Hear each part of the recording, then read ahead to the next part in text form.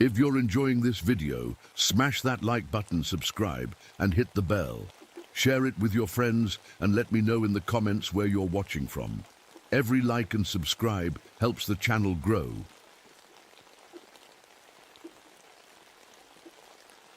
The sound of the axe came first, then the screaming. I jerked awake in my cabin, heart pounding so hard I could feel it in my throat. The dream again. Korea. Always Korea in the worst of winter. My name is Thomas Mercer. I'm a park ranger in the Adirondack Mountains, and I've seen things in these woods that no one would believe. But what happened that winter of 1957 still haunts me, still makes me wake up sweating even on the coldest nights. I pulled on my heavy boots that morning and looked out the window. Fresh snow had fallen overnight, at least 2 feet of it blanketing. Everything in white, beautiful but deadly if you didn't respect it. The thermometer outside my window read 5 below zero. Cold, but nothing unusual for January in the mountains. As I stepped outside to begin my morning patrol, something felt off. The woods were too quiet. In winter, you'd still hear chickadees or nuthatches, maybe a woodpecker working on a tree. But there was nothing, just the sound of my snowshoes crunching through the drifts. I'd been a ranger for 7 years after coming home from Korea. The war left me with nightmares and a long scar down my left side, but the peaceful mountains had been my healing place. I knew every trail, every ridge, every valley in my section of the park. At least I thought I did. The snow kept falling as I walked my route. I noticed something strange about my breath.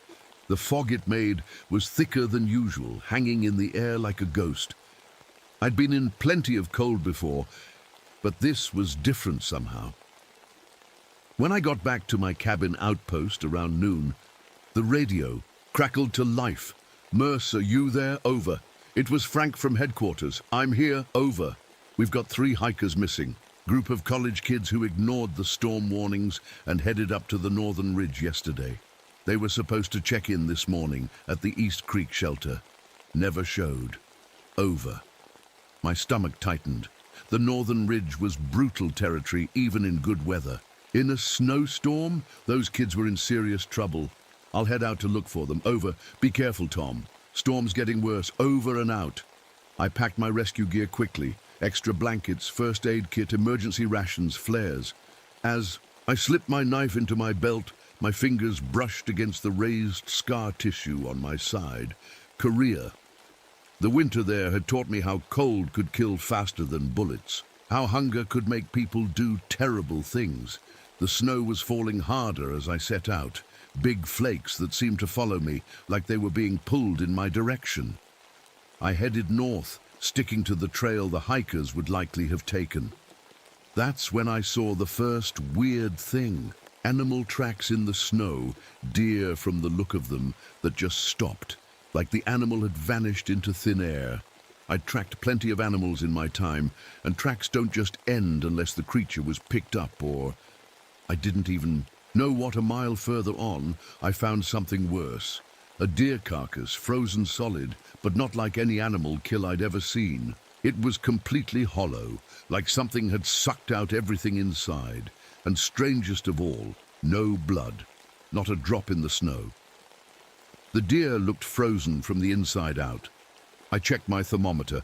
It read 40 below zero. That couldn't be right. The forecast only called for 10 below at worst. But the mercury didn't lie, and I could feel it now, an unnatural cold that seemed to cut right through my heavy parka and thermal layers. Whatever was happening in these mountains, I knew right then it wasn't natural. And those missing hikers were walking right into it. I pushed on through the worsening storm until I reached an old hunter's shelter, just a 3-sided wooden lean-to where hikers sometimes stopped to rest. The missing students weren't there, but someone had been recently. A small fire pit still held warm embers. While searching the shelter, I found something tucked between 2 logs, a leather-bound journal, its pages yellow with age. Inside, faded handwriting dated 1932 told a story that made my blood run cold. The winter spirit walks like a man, but hungers like nothing of this earth. The Algonquins say it was once human before the hunger changed it. The cold follows it like a shadow. I shoved the journal in my pack just as my radio picked up fragments of voices. Not English, but something that sounded like Native American. Language. The static-filled words faded in and out, though there hadn't been any active Algonquin settlements in this region for decades. Ranger Mercer. The voice behind me nearly made me jump out of my skin. I spun around, hand reaching for my knife. An old man stood at the edge of the shelter, leaning on a walking stick. His weathered face was lined with years, but his eyes were sharp and alert under his fur hat. "Robert Jacobson," he said, holding up his empty hands to show he meant no harm. "I followed your tracks from the main trail. You shouldn't be out here, sir," I said, relaxing slightly. "There's a storm coming." "The storm is already here," he replied, his voice grave. "But it's not a natural one. That's why I came to find you, to warn you about what walks with the winter." I invited him to sit by the embers of the fire, which I built back up. As we warmed our hands, he told me he was one of the last Algonquin guides in the region. His people had stories about these mountains and what lived in them during the harshest winters. "Wendigo," he said quietly, as if afraid. "The word itself might summon something. It was once a man who ate human flesh during the Great Blizzard of 1878. Now it hungers always, but can never be satisfied." I'd heard old legends about the Wendigo before. Every ranger in these parts had. But I'd always dismissed them as campfire stories. "I'm looking for 3 missing hikers," I told him. "College kids." Jacobson's face grew even more serious. "Then we must hurry. The Wendigo will be drawn to them." We set out together, the old man moving with surprising speed through the deep snow. About a mile further up the trail, we found a frozen blood trail leading to a single glove half buried in the snow. When I picked it up, I nearly dropped it in horror. There were still fingers inside, perfectly preserved by the unnatural cold. "It's starting," Jacobson whispered. Before we could discuss what to do next, we heard someone calling my name. David. Hoffman, one of the junior rangers, came trudging through the snow toward us. "Hoffman, what are you doing out here?" I shouted. "I told you to stay at the outpost." "Sorry, sir," he panted, his young face red from exertion. "But headquarters radioed again after you left. They're really worried about those hikers with this freaky cold front moving in." I introduced him to Jacobson, and we decided to make camp for the night in a small cave I knew nearby. The temperature was dropping rapidly, and even with our winter gear, traveling after dark would be suicide. As we settled in the cave with a small fire, we heard something that made us all freeze. A woman's voice, crying for help somewhere in the darkness outside. "One of the hikers?" Hoffman asked, already reaching for his pack. Jacobson grabbed his arm. "No," the old man said firmly. "It's the Wendigo. It mimics human voices to lure prey." "That's ridiculous," Hoffman scoffed, but I could see fear in his eyes. "We stay together." "Until morning," I ordered. "Hoffman, you take first watch. Wake me in 2 hours." I must have fallen into a deeper sleep than I intended, because when I woke up, the fire was almost out, and Hoffman was gone. "He's gone." I shook Jacobson awake. "Hoffman's missing." We quickly packed up and followed Hoffman's tracks from the cave entrance. The snow was falling so heavily now that his footprints were already half filled, but we could still make them out until they suddenly changed. One set of human boots being followed by something else, something with enormous cloven hooves that sank deep into the snow. "It's hunting him," Jacobson said grimly. We pushed ourselves to move faster, following the tracks until we found Hoffman's jacket hanging from a tree branch. It was covered in frost and torn apart, not from the outside in, but from the inside out, as if his body had suddenly expanded and burst through the fabric. The blizzard around us grew fiercer, but in a way I'd never seen before. The storm seemed to follow our movements, with the eye staying directly above us, while whiteout conditions circled all around. It was like we were being watched by the storm itself. My grandfather survived an encounter with the Wendigo, Jacobson told me as we struggled forward. He burned a special mixture of herbs and animal fat. The smell drives it back, weakens it. I brought some with me. Jacobson, Hoffman's voice called from somewhere ahead of us. Ranger Mercer, help me. We rushed forward, but what we found made me sick to my stomach. Hoffman was there, or what was left of him. His body was twisted unnaturally, partially eaten and frozen solid. His eyes were wide open, staring in terror at something we couldn't see. We need to keep moving, Jacobson insisted, pulling me away from the gruesome sight. It knows we're here now. The trees around us began to crack and fall, their trunks splitting from the extreme cold. They created a barrier of fallen logs that seemed to be forcing us toward a steep ravine. It's herding us, I realized aloud. We tried to backtrack, but more trees fell behind us. We had no choice but to move forward, carefully picking our way along the edge of the ravine. The ice beneath our feet creaked and groaned. Suddenly, the sheet of ice under Jacobson gave way. I lunged for his hand, but caught only air as he disappeared into the darkness below with a terrified shout. Now I was alone in the heart of the unnatural blizzard. The temperature must have been 60 below zero by now. Every breath felt like fire in my lungs. That's when I saw the footprints, human-shaped but impossibly large, barefoot despite the killing cold. Each step had melted through 6 feet of snow right down to the ground beneath. I saw it first as just a shadow against the white of the blizzard, unnaturally tall and thin. As it came closer, I could make out more details. A head like a deer, skull, skin pulled too tight over jutting bones, and arms so long they nearly touched the ground. My hands shaking with cold and fear, I raised my rifle and fired. The bullet hit, but instead of blood, a freezing mist poured from the wound. The creature moved with impossible speed, its limbs bending at unnatural angles as it flowed between trees like a spider. And then it spoke. A horrible sound of multiple voices layered together. I recognized Hoffman's voice mixed with others, all speaking at once. Thomas Mercer, they said together. We've been waiting for you since Korea.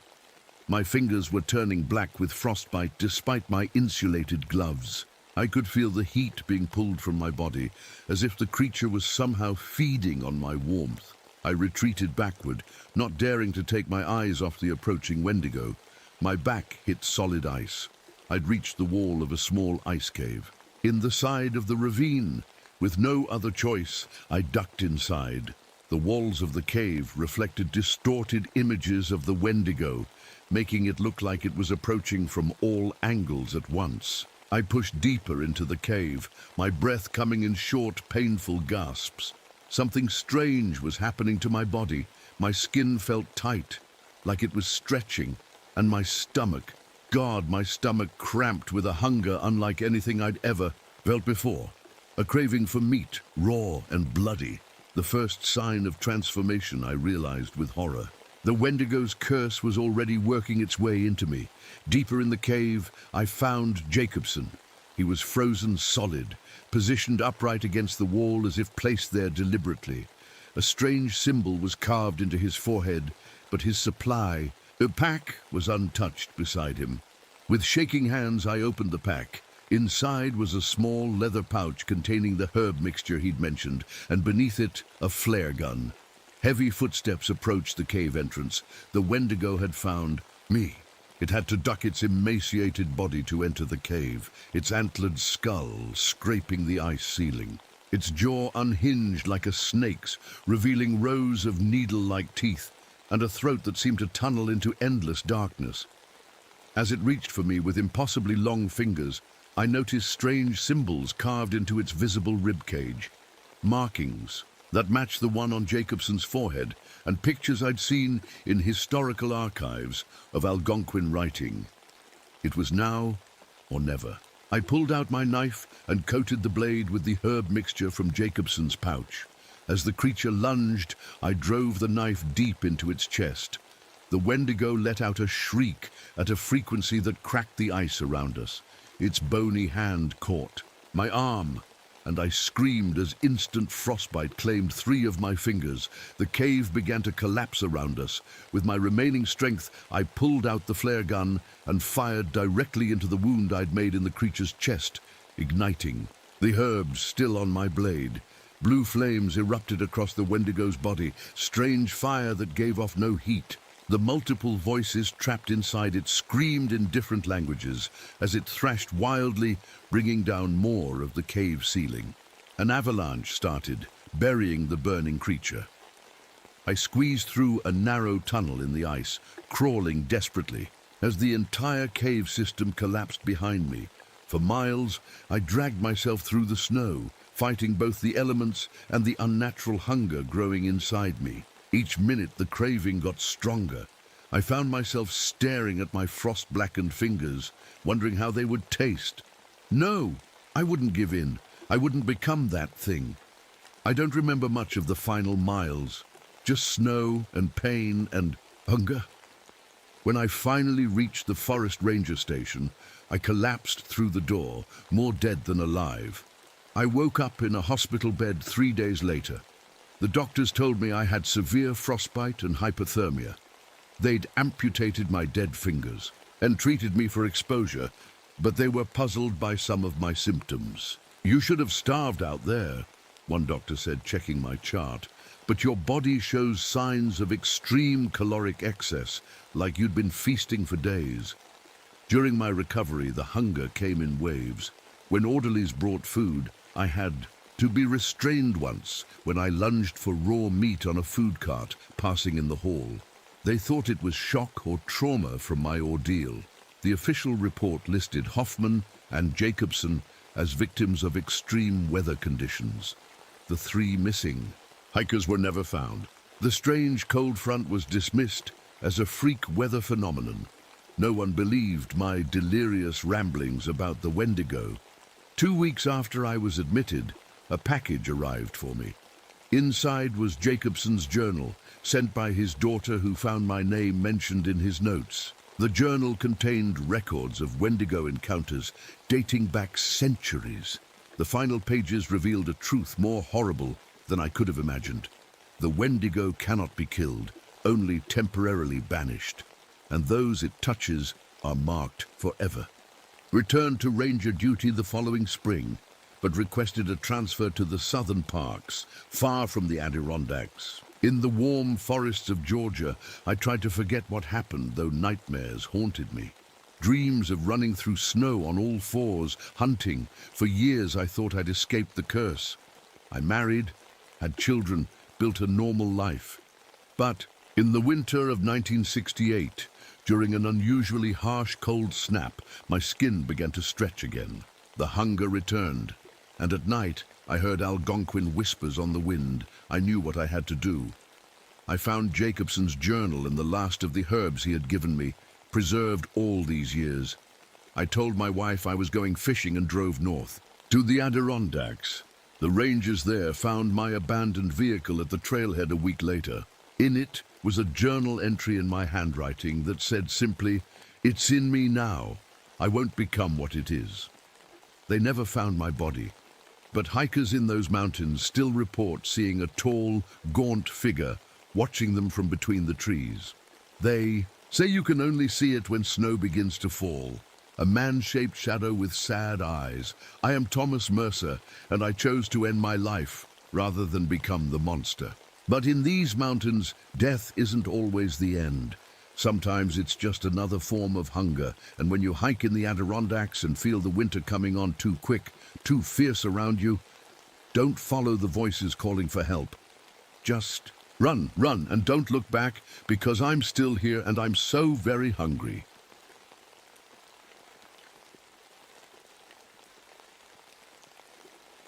I still hear them sometimes, the screams echoing through limestone tunnels, bouncing off walls that have stood for millions of years.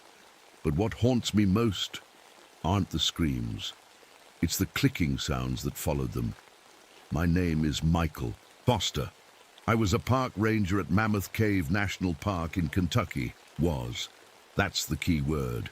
Now I sit in this white room, telling my story to doctors who smile and nod, but don't believe a word. They should.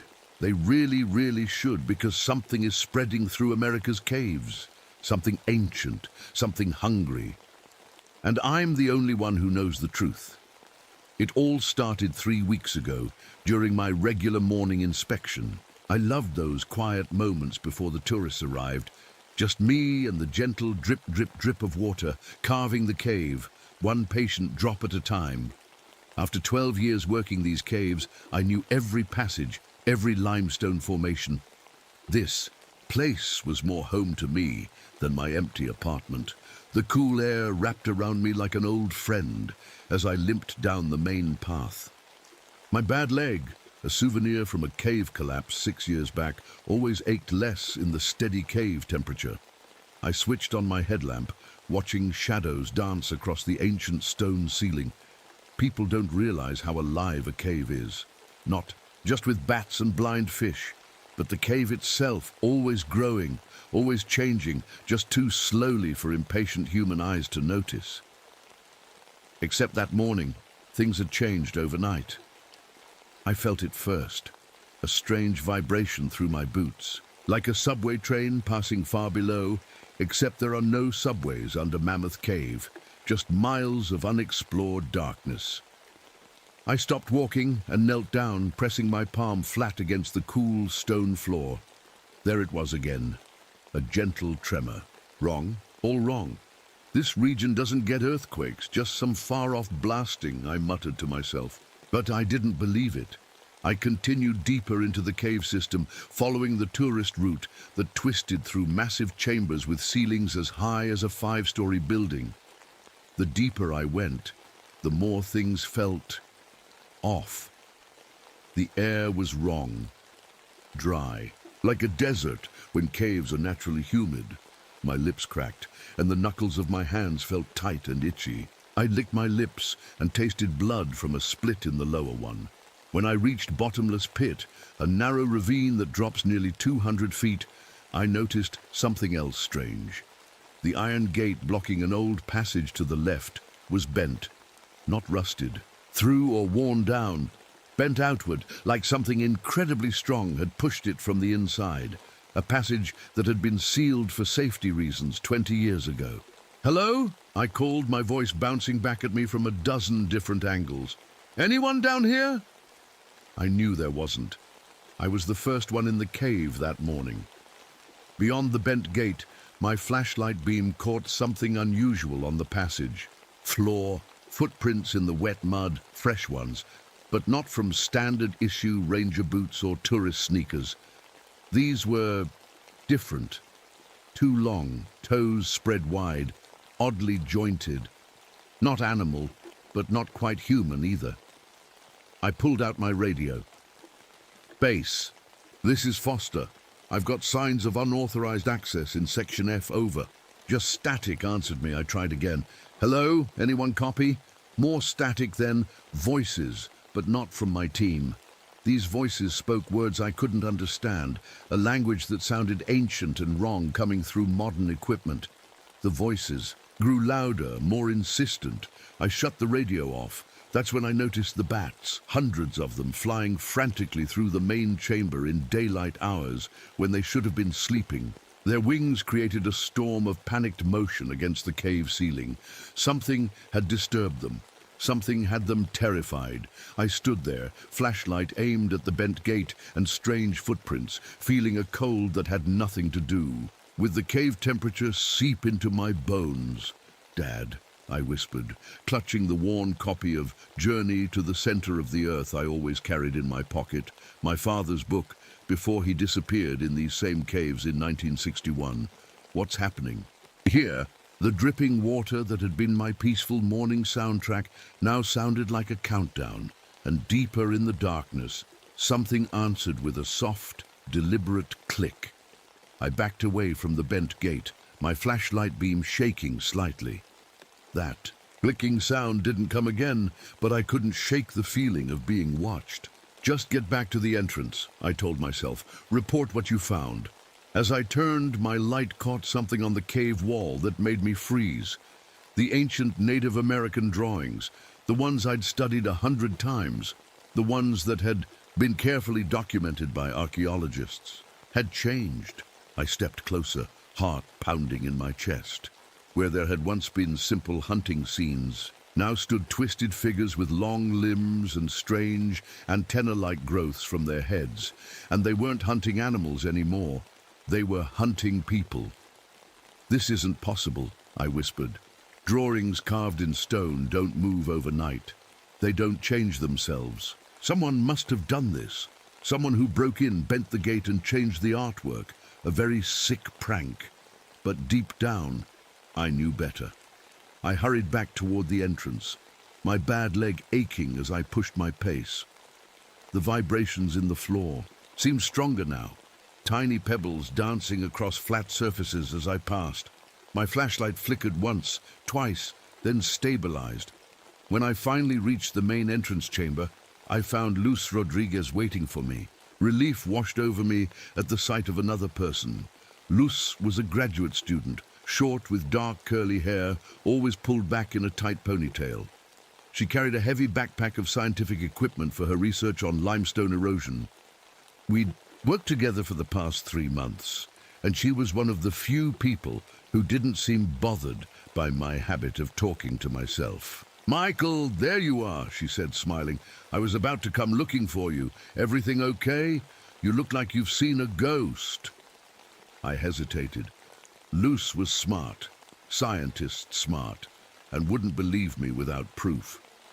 Heck, I barely believed myself. "Found some vandalism," I said finally, "and the gate's been damaged. We should report it before the tours start." "Teenagers?" she asked, adjusting her equipment. "Maybe." I didn't mention the footprints or the clicking sound. Instead, I asked, "Did you notice anything strange when you came in? The air feels dry today." Luz nodded, pulling out a small device from her pocket. "Humidity readings are way down. I was going to check if the monitoring equipment is broken. Cave systems don't just lose moisture overnight." "And there's something else," I added, feeling slightly more confident now. I felt vibrations in the floor deeper in, like mini earthquakes. Instead of dismissing me, Luz frowned. I felt them too, thought I was imagining things. She tapped a finger against her chin, thinking. Could be related to my research. If the water tables are shifting dramatically, it might explain both the moisture loss and the tremors. I nodded, grateful she didn't think I was crazy. We walked together to the ranger station near the entrance, where I filed a report about the damaged gate. I didn't mention the changed drawings or the strange footprints, some things you have to see for yourself before reporting. "I'm heading back in to collect samples from the lower chambers," Luz said as I finished my paperwork. "Want to come? I could use the extra hands, and you know the cave better than anyone." I hesitated. Every instinct told me to stay out of the cave today, but I couldn't let Luz go alone, not with what I'd seen. Besides, I needed to know what was happening to my cave. "Sure," I said. "Let me grab some better equipment first." I packed my special caving gear, tools I'd designed myself. After years of exploration, extra batteries, a backup light system, first aid supplies, water, energy bars, and my father's old compass that always pointed true north, unlike GPS devices that went haywire in the deeper chambers. As we prepared to head back in, I noticed the first tour group of the day arriving. A dozen tourists with excited faces, cameras ready. "Maybe we should close the cave today," I said quietly to Rick, my supervisor. "Just until we check out that damaged gate." Rick laughed. "For a bent gate? Come on, Foster, that's ticket money walking through the door." But no buts. "The tour routes are nowhere near that old passage. Take Rodriguez, do your inspection, fix the gate if you can." I gave up arguing and joined Luz at the entrance. As we passed the tour group, a strange feeling came over me. I wanted to warn them, to tell them to go enjoy the sunshine above ground instead. But what could I say? That the cave felt wrong today. That ancient drawings had somehow changed themselves. They'd think I was nuts. Something's bothering you, Luce said, as we descended into the darkness again. More than just a bent gate, I sighed. Promise not to laugh?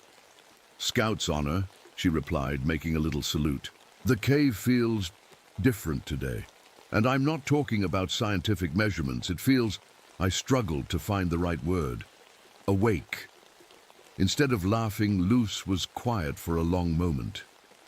You know, the Native Americans who first discovered these caves believed they were living things, that they breathed, dreamed, even hunted sometimes. A chill ran down my spine. Hunted what? People who didn't show proper respect, she said softly. We continued in silence after that, our lights cutting through darkness that suddenly seemed thicker than before. The vibrations came and went, stronger now, making small rocks shift under our boots. When we reached the chamber with the ancient drawings, I held my breath and aimed my light at the wall. Oh my God, Luce whispered. The drawings had changed again. The strange figures were closer to the center now, hunting, feeding. I don't understand, Luce said, her scientific mind struggling with what she was seeing. This isn't possible. That's what I thought too. I moved my light to the cave floor, revealing a pool of water that hadn't been there earlier. The surface rippled with our approach, and rainbow colors swirled across it like oil, but it wasn't oil. The patterns moved against the ripples, like something swimming just beneath the surface. Luz knelt down to collect a sample in a test tube. As she did, her equipment light flickered and died. Battery's dead, she said, sounding confused. I just charged everything this morning. Electronic equipment acts up down here, I explained, handing her one of my backup lights. Gets worse the deeper you go. A soft ping made us both jump. The sound came from Luz's backpack. She pulled out a small radiation detector, its needle pushing far into the red zone. That's not right, she muttered, tapping the device. We shouldn't have any significant radiation in a limestone cave. My hand went to my father's book in my pocket. Dad had been a geologist, studying these same caves when he disappeared. His notes, scribbled in the margins of Journey to the Center of the Earth, mentioned radiation spikes before he vanished. Just as I was about to tell this to Luce, we heard it, a clear, distinct sound that didn't belong in a cave. Click, click, click. Luce's eyes widened. What was that? Some kind of bat? I shook my head slowly, my mouth suddenly dry. No bat makes that sound. The clicking came again, closer now, and with it, a sweet, sickly smell like rotting flowers mixed with chemicals. We need to go, I said, grabbing Luce's arm. Now! As we turned to leave, my light caught something on the cave ceiling, a long, dark shape moving against the natural flow of shadows. Not a bat, not a shadow, something else, and it was following us. We ran, or at least we tried to. My bad legs slowed us down, and the cave itself seemed to work against us. Passages I'd known for years suddenly ended in walls that shouldn't be there. Tunnels twisted in directions I didn't recognize. This doesn't make sense, I panted, leaning against a wall to catch my breath. We should have reached the main chamber by now. Luce checked her compass, frowning when the needle spun wildly. Could we have taken a wrong turn? Impossible, I said. I know every inch of this cave system. Then how do you explain this? She pointed her light down a tunnel that stretched before us, a tunnel with stalactites hanging from the ceiling like stone teeth. Stalactites that definitely hadn't been there yesterday. Before I could answer, a rumble shook the cave, stronger than before. Small rocks rained down from above. One hit my shoulder and I winced. We need to find another way, I said, trying to keep my voice steady. The vibrations are getting worse. Michael, Luce whispered, her light fixed on something. Behind me, don't move. I turned slowly and my blood went cold. 20 feet away, a group of blind cavefish floated in a shallow pool, perfectly arranged in a circle. Every single one was dead, their pale bodies glowing slightly in our light. In the center of the Circle was a drawing scratched into the mud, fresh, new. A stick figure with too many limbs and a head that split open like a flower. The clicking sound came again, louder, closer, click, click, click. We should leave this for later, I said, backing away from the pool. Find the main chamber first. Luce didn't argue. We moved quickly, following a passage that seemed vaguely familiar to me. The sweet, rotten smell grew stronger, making my eyes water. My equipment's going crazy, Luce muttered, showing me her devices. The temperature gauge read 20 degrees, impossibly cold for a cave that should maintain a steady 54 degrees year-round. The radiation detector still pushed into the red. I pulled out my radio again, desperate to warn the surface. Base, this is Buster. Do you copy? There's something down here. You need to stop all tours immediately. Static hissed, then a voice answered, but not from the ranger station. Mikhail, it whispered, my name stretched into something wrong. The voice sounded almost like my father's, but with odd pauses between syllables. I've been waiting. I dropped the radio like it had burned me. What's wrong? Luce asked, eyes wide. Nothing, I lied, not wanting to scare her more. Just more interference. We pushed forward until we finally reached a chamber I recognized. The cathedral room, a massive space with a ceiling so high our lights couldn't reach it. Relief washed over me. I knew where we were now. The main tourist path is just through. There, I said, pointing to a wide passage. We can follow it back to the entrance. The words had barely left my mouth when stalactites began to shatter above us, breaking off and crashing down without being touched. We pressed ourselves against the wall, covering our heads as stone daggers rained around us. In the sudden silence that followed, we heard voices, human voices. And this limestone formation is over 2 million years old. A tour guide's cheerful explanation echoed through the chamber. Oh no, I whispered. The morning tour group. Luce grabbed my arm. We have to warn them. We hurried toward the voices, nearly colliding with the last person in the group. A teenage boy, filming everything on his phone. He jumped when he saw us. Whoa! You guys scared me, he said, laughing. The tour guide, Sarah, a new hire who'd only been working at the cave for a month, frowned when she saw us covered in dust and looking panicked. Ranger Foster, is everything okay? The 11 tourists turned to stare at us, normal people with cameras and water bottles, completely unaware of the danger. There's been a change of plans, I said, trying to sound professional despite my racing heart. We need to evacuate the cave immediately. All of you, please follow me to the nearest exit. Sarah looked confused. But we just started the tour. What's going on? Before I could answer, all our lights flickered simultaneously.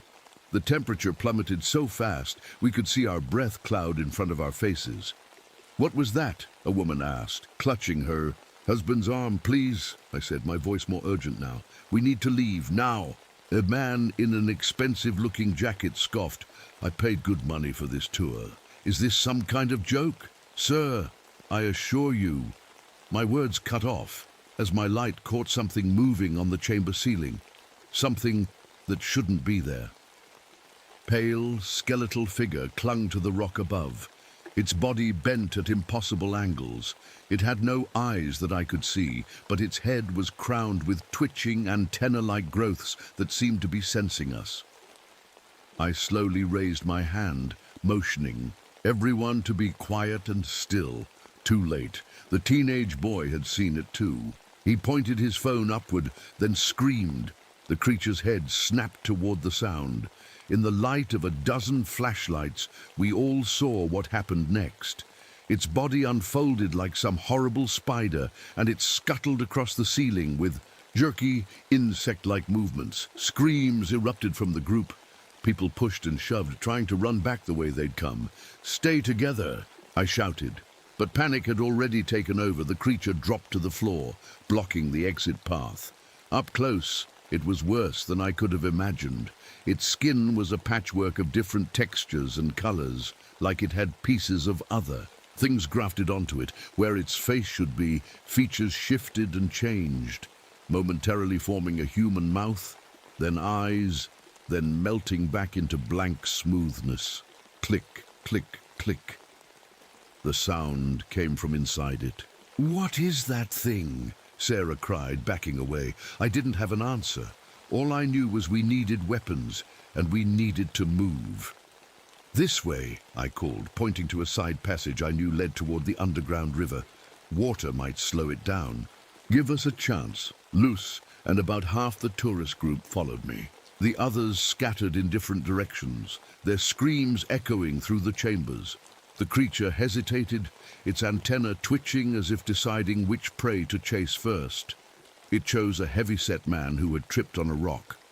I watched in horror as it moved toward him with impossible speed. "Run!" I shouted to my group. "Don't look back!" But I couldn't follow my own advice. I turned just in time to see the creature pounce on the fallen man. It didn't bite or claw like an animal would. Instead, it seemed to embrace him, wrapping long limbs around his body while secreting a thick, glue-like substance that hardened almost instantly. The man's screams stopped abruptly as the creature lifted its now cocooned prey and skittered up. The wall with him, disappearing into a narrow crack in the ceiling. The whole attack took less than 10 seconds. "Move!" I urged the remaining people, my voice hoarse with fear. "It will come back." As we fled deeper into the cave, I couldn't shake the image of that faceless head suddenly forming a mouth that had smiled just before it took its victim, a mouth that looked disturbingly like my father's. Our group moved quickly through the narrow passage, me, Luce, and 6 terrified tourists. Sarah, the tour guide, kept counting heads, her voice shaking. "We're missing 5 people," she whispered to me. "The Wilsons, Mr. Chen, and that couple from Florida." I nodded grimly. There was nothing we could do for them now, except try to get help. If they'd run in different directions, finding them in this massive cave system would be nearly impossible. "Where are we going?" asked a woman, clutching her young daughter's hand. Both were pale with fear, but holding it together better than most. "There's an emergency exit through the underground river system," I explained. "It's not on the tour maps, but it'll get us out." What I didn't say was that the path would take us deeper into the cave first. Sometimes you have to go down to go up. We reached a steep slope that led to the lower chambers. The air grew colder as we descended, our breath clouding in front of us. The lights on our helmets cast long, jumping shadows that made everyone jumpy. "What was that thing?" Luce asked quietly as we walked side by side. "I don't know," I admitted. "But it's been here a long time. Those Native American drawings we saw, I think they were warnings about it." The tunnel opened into a vast chamber with a slow-moving underground river cutting through its center.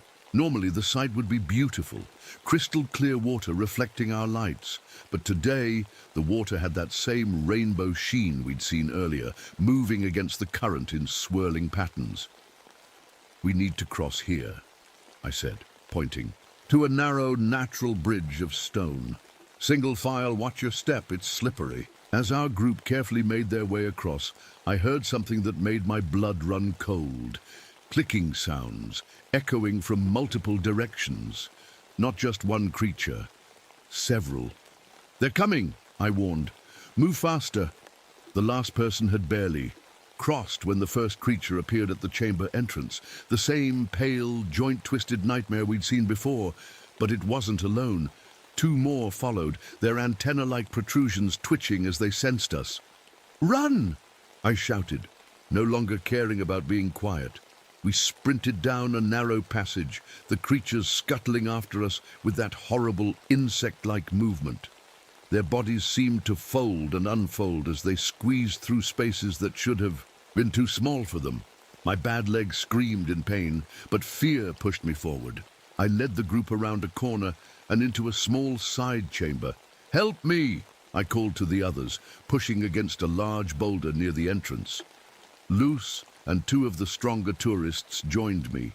Together, we rolled it across the passage entrance, sealing it off. Scratching sounds came from the other side almost immediately, sharp claws or nails scraping against rock. "Will that hold them?" Sarah asked, her eyes wide. Not for long, I admitted, but it buys us time. I turned to examine our surroundings, trying to remember the cave layout. The chamber we'd entered was unfamiliar, not part of any map I knew. The walls were covered with strange symbols carved into the stone, similar to the Native American drawings, but older, deeper. And at the center of the room stood what looked like an altar of some kind, a flat stone table surrounded by smaller rocks arranged in a perfect circle. "What is this place?" Luce whispered, her scientific curiosity temporarily overcoming her fear. I shook my head. "I've never seen it before." The teenage boy who had filmed the creature earlier pointed his flashlight at the ground near the altar. "Look at all this stuff." Scattered around the base of the altar were objects, hundreds of them. Watches, rings, backpacks, shoes, cameras, belongings from different eras, some so old they'd begun to fossilize into the cave floor. "My God," Sarah whispered. "Are these from missing persons?" I finished for her. "People who disappeared in the cave." I moved closer, my light scanning the grim collection, and then I saw it.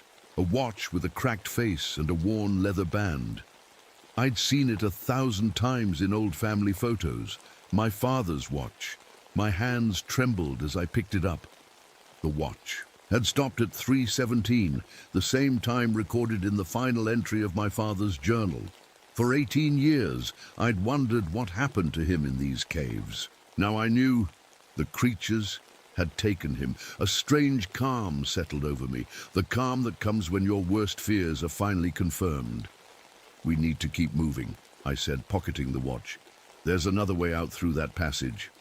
I pointed to a dark opening on the far side of the chamber. The scratching at our makeshift barricade grew louder. Small pieces of rock began to fall away as the creatures broke through. "They're getting in!" the young girl cried. As our group hurried toward the exit passage, Luce paused to examine the altar more closely. "Michael, look at this."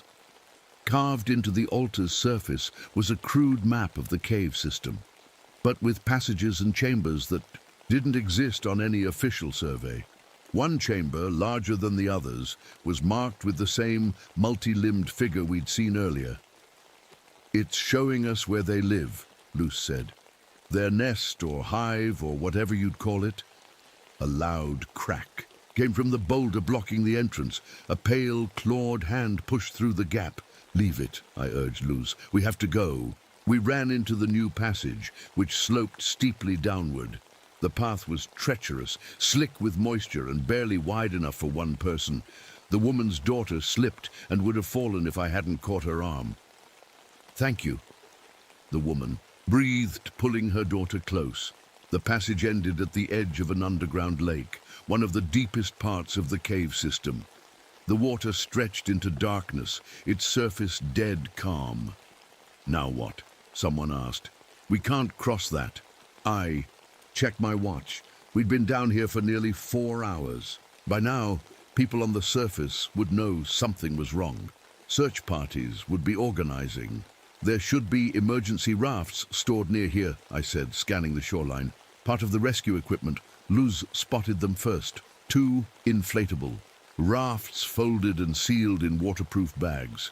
We quickly pulled them out and began inflating them. The clicking sounds echoed down the passage behind us, getting closer. "Hurry," Sarah urged as we worked the hand pumps. The first raft was ready. We loaded the woman and her daughter, plus 2 other tourists. I handed them paddles. "Head straight across," I instructed. "There's a passage on the other side that leads up to elevator shaft, a vertical tunnel that reaches the surface. Rangers will be searching there." As they pushed off from shore, we frantically inflated the second raft. The clicking grew louder, accompanied by that sickly sweet smell. "They're coming," the teenage boy cried, pointing his light down the passage. 3 creatures crawled into view, moving faster than before, as if excited by the chase. In the darkness behind them, more shapes moved. 5, maybe 6 more. The second raft wasn't fully inflated, but it would have to do. "Everyone in!" I shouted. "So now!" Luz, Sarah, the teenager, and the last tourist piled in. I stayed on shore. "Michael, come on," Luz called, reaching out her hand. I shook my head. "Too heavy. It'll sink with all of us." Before they could argue, I shoved the raft away from shore. The creatures were almost upon us. "But how will you?" Luz began. "I know another way," I lied. "Go! Get help!" Tears streamed down Luz's face as she realized what I was doing. "I'll come back for you." The creatures reached the shoreline, their pale bodies gleaming in the light from my helmet. 9 of them spread out along the water's edge, clicking excitedly. As they watched the rafts move away, I backed up against the cave wall, searching desperately for a way out. There was a narrow crack in the rock face, maybe just big enough for a person to squeeze through. It was my only chance. The closest creature turned toward me, its head tilting curiously. For a moment, its blank face shifted, features rearranging, into a horribly familiar pattern. My father's face stared back at me from the creature's head. "No," I whispered, horror and grief washing over me. "Dad!" The thing that wore my father's face made a sound, not clicking this time, but words spoken in a dry, cracking voice. "Son, join us." I wanted to scream, but no sound came out. The creature reached for me with long, jointed fingers. That's when Luz did the bravest, most foolish thing I've ever seen. From the middle of the lake, she stood up in the raft and aimed her flare gun, standard equipment for cave emergencies. The red flare arced through the darkness and hit the ceiling, directly above the creatures. The blast wasn't huge, but in the ancient, unstable cave, it was enough. With a deafening crack, the ceiling began to collapse. Massive chunks of limestone crashed down between me and the creatures. One of them was crushed instantly. The others scattered, their clicking turning to high-pitched shrieks. I dove for the crack in the wall, squeezing my body through just as the passage behind me filled with fallen rock. Dust choked the air, and for a moment I thought I would suffocate. Then I felt a breeze, faint but unmistakable. Fresh air from somewhere ahead. I pushed forward through the tight passage, scraping my skin raw against the rough stone. My helmet light flickered and died, leaving me in total darkness. Still I crawled on, following that whisper of fresh air. After what felt like hours, the passage widened slightly. My fingers found a ledge above me, and with the last of my strength, I pulled myself up. Moonlight, the most beautiful sight I'd ever seen, filtered through a narrow opening above. I was in a sinkhole about half a mile from the main cave entrance. Somehow, I'd found a way out that wasn't on any map. As I dragged myself from the hole and collapsed on the grass under the night sky, a terrible thought hit me. Luz had sacrificed herself to save me. She'd caused the cave-in knowing she might never find her own way out, and the things in the cave, they were still down there, waiting, hunting, growing. With my father's watch clutched in my hand, I passed out under the stars. I woke up in a hospital. Bed, white walls, beeping machines, the smell of disinfectant. For a moment, I thought the whole cave nightmare had been a bad dream. Then I saw the cuts and scrapes on my arms, the bandages wrapped around my hands, the bruises marking every inch of my body, all of it real. A doctor came in, a kind-faced woman with tired eyes. "Mr. Foster," she said, checking my chart. "How are you feeling?" "The people from the cave." I rasped, my throat dry as dust. "Did they make it out?" She hesitated just long enough for me to know the answer before she spoke. 4 tourists were rescued from the lake chamber. The woman and her daughter and 2 others. "And Luz?" I asked, already knowing the answer. "Luz Rodriguez?" The doctor shook her head gently. "I'm sorry. The rescue teams found no sign of her or the others." I closed my eyes, grief washing over me. Luz had saved my life and I couldn't save hers. "There was a cave-in," the doctor continued. "They're saying it was caused by an earthquake. Quite unusual for this area, but it happened. The entire lower section of Mammoth Cave has been sealed off." "It wasn't an earthquake," I said. "It was them, the creatures living in the cave."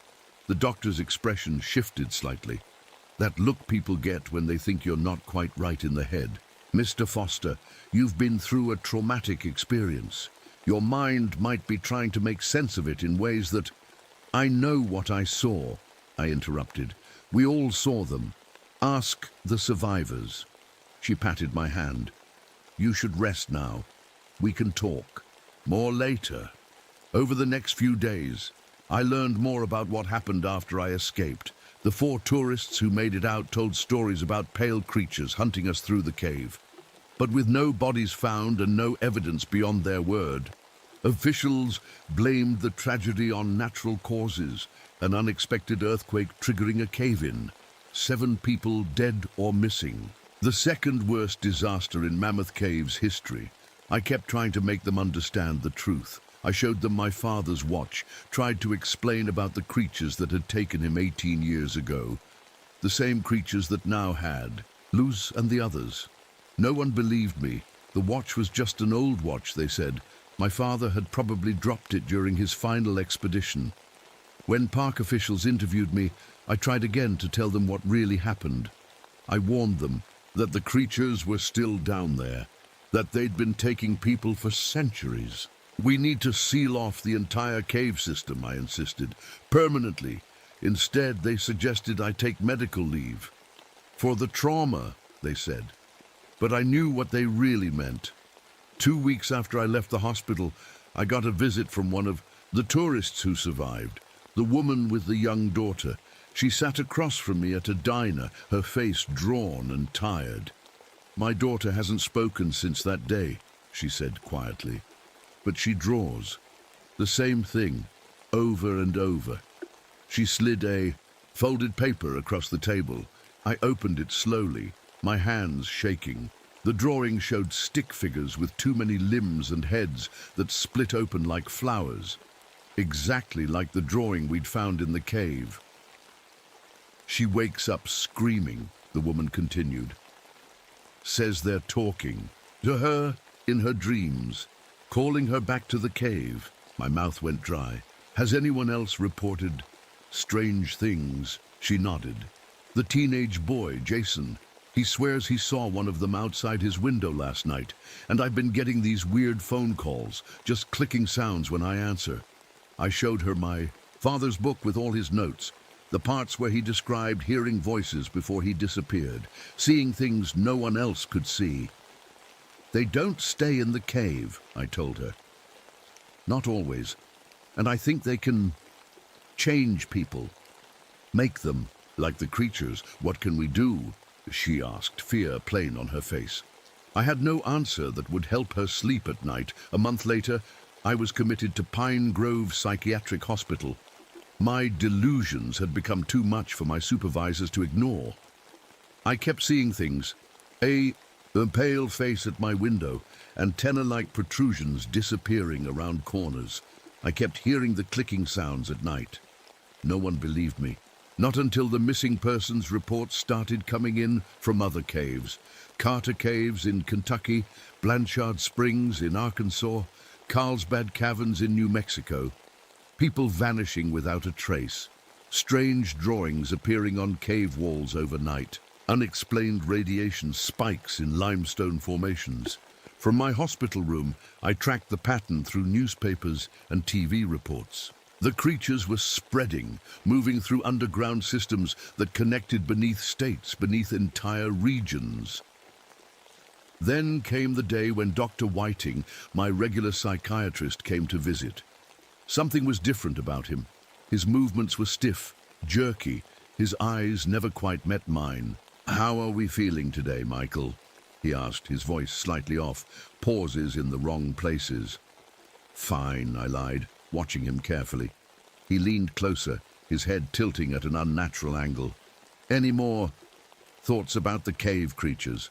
"No," I said quickly. "You were right. It was just trauma, hallucinations."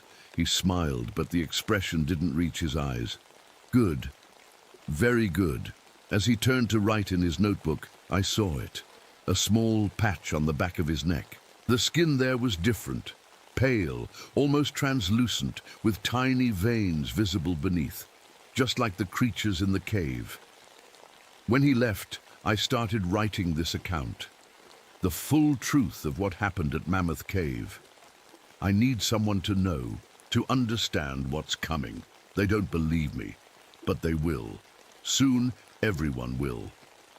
Yesterday, I saw a news report about unusual limestone formations appearing in caves across 3 states, all bearing the same distinctive patterns I saw in Mammoth Cave. They're calling it a geological anomaly. I know better. The caves are spreading, connecting, hollowing out the ground beneath our feet, and now when I press my ear to the floor of my room at night, I can hear it. The faint but unmistakable sound coming from deep below the hospital. Click, click, click. There. Coming for me, and after me, they'll come for everyone else.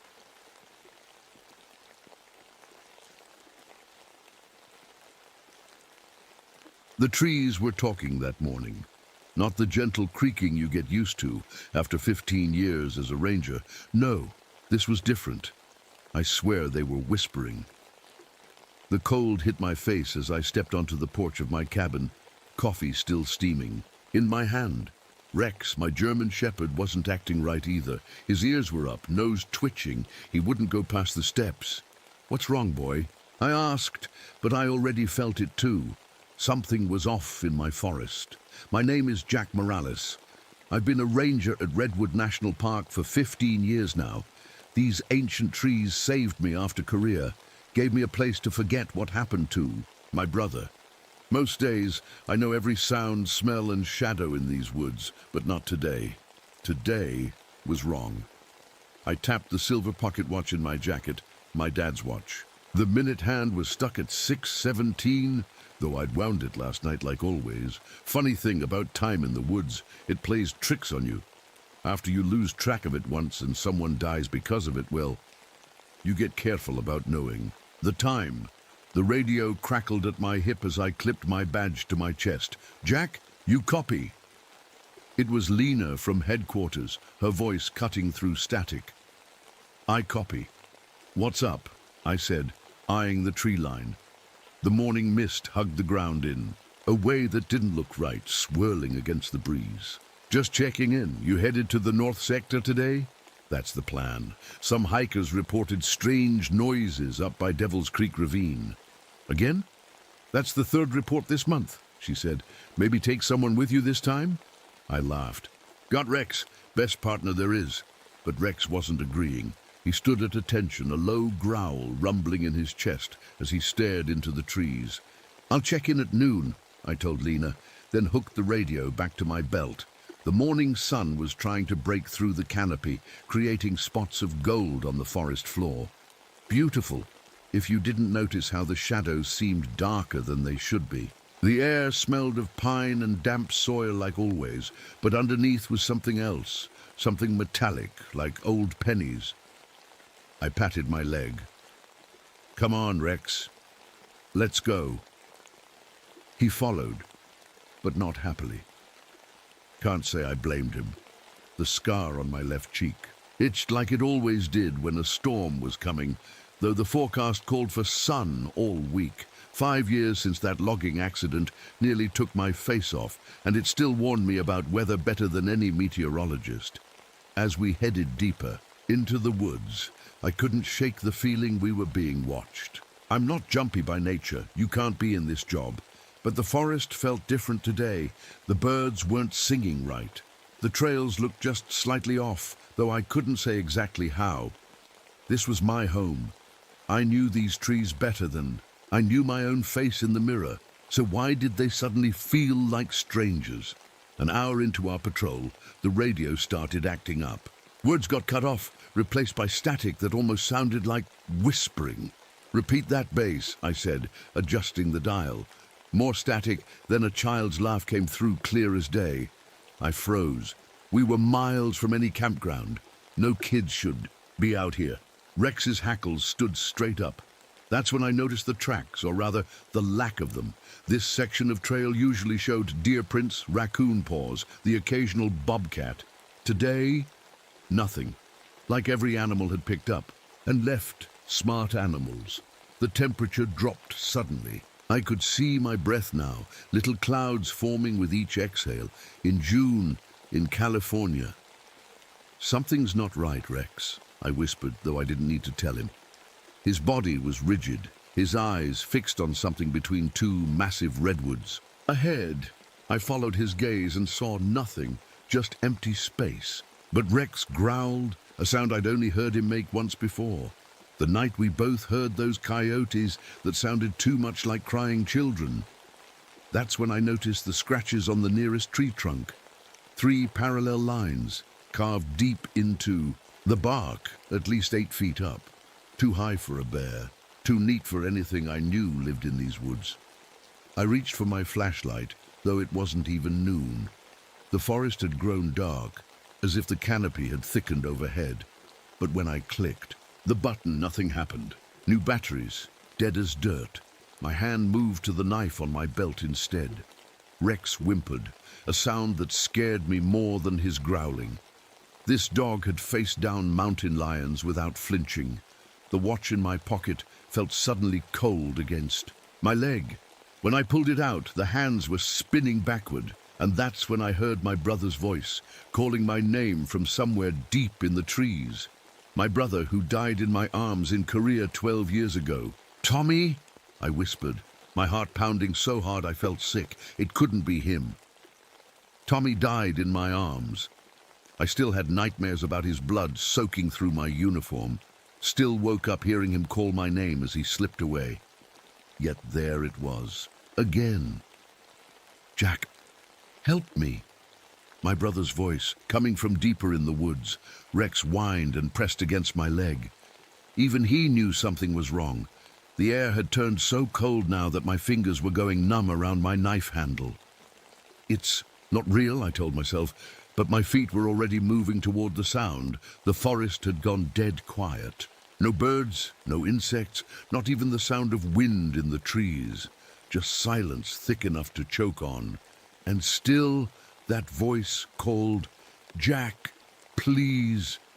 I stopped near a clearing where sunlight should have been streaming down. Instead, the mist swirled in circles against the wind, like water going down a drain. The compass in my pocket was spinning wildly, the needle swinging as if it couldn't find north. "Show yourself," I shouted, hating how my voice shook. Something moved between the trees up ahead. Something tall, too tall. "Base, this is Morales," I said into my radio. "I'm at grid point 22 in the north sector. Something's..." But the radio just played back that child's laugh, followed by a song I hadn't heard since I was a kid. The one Mum used to sing when she tucked us in at night. No radio tower would be broadcasting that. Rex suddenly barked and took off into the undergrowth before I could grab his leash. "Rex, come back!" I yelled, crashing after him. I found him 10 minutes later, standing stiff-legged and growling at something on the ground.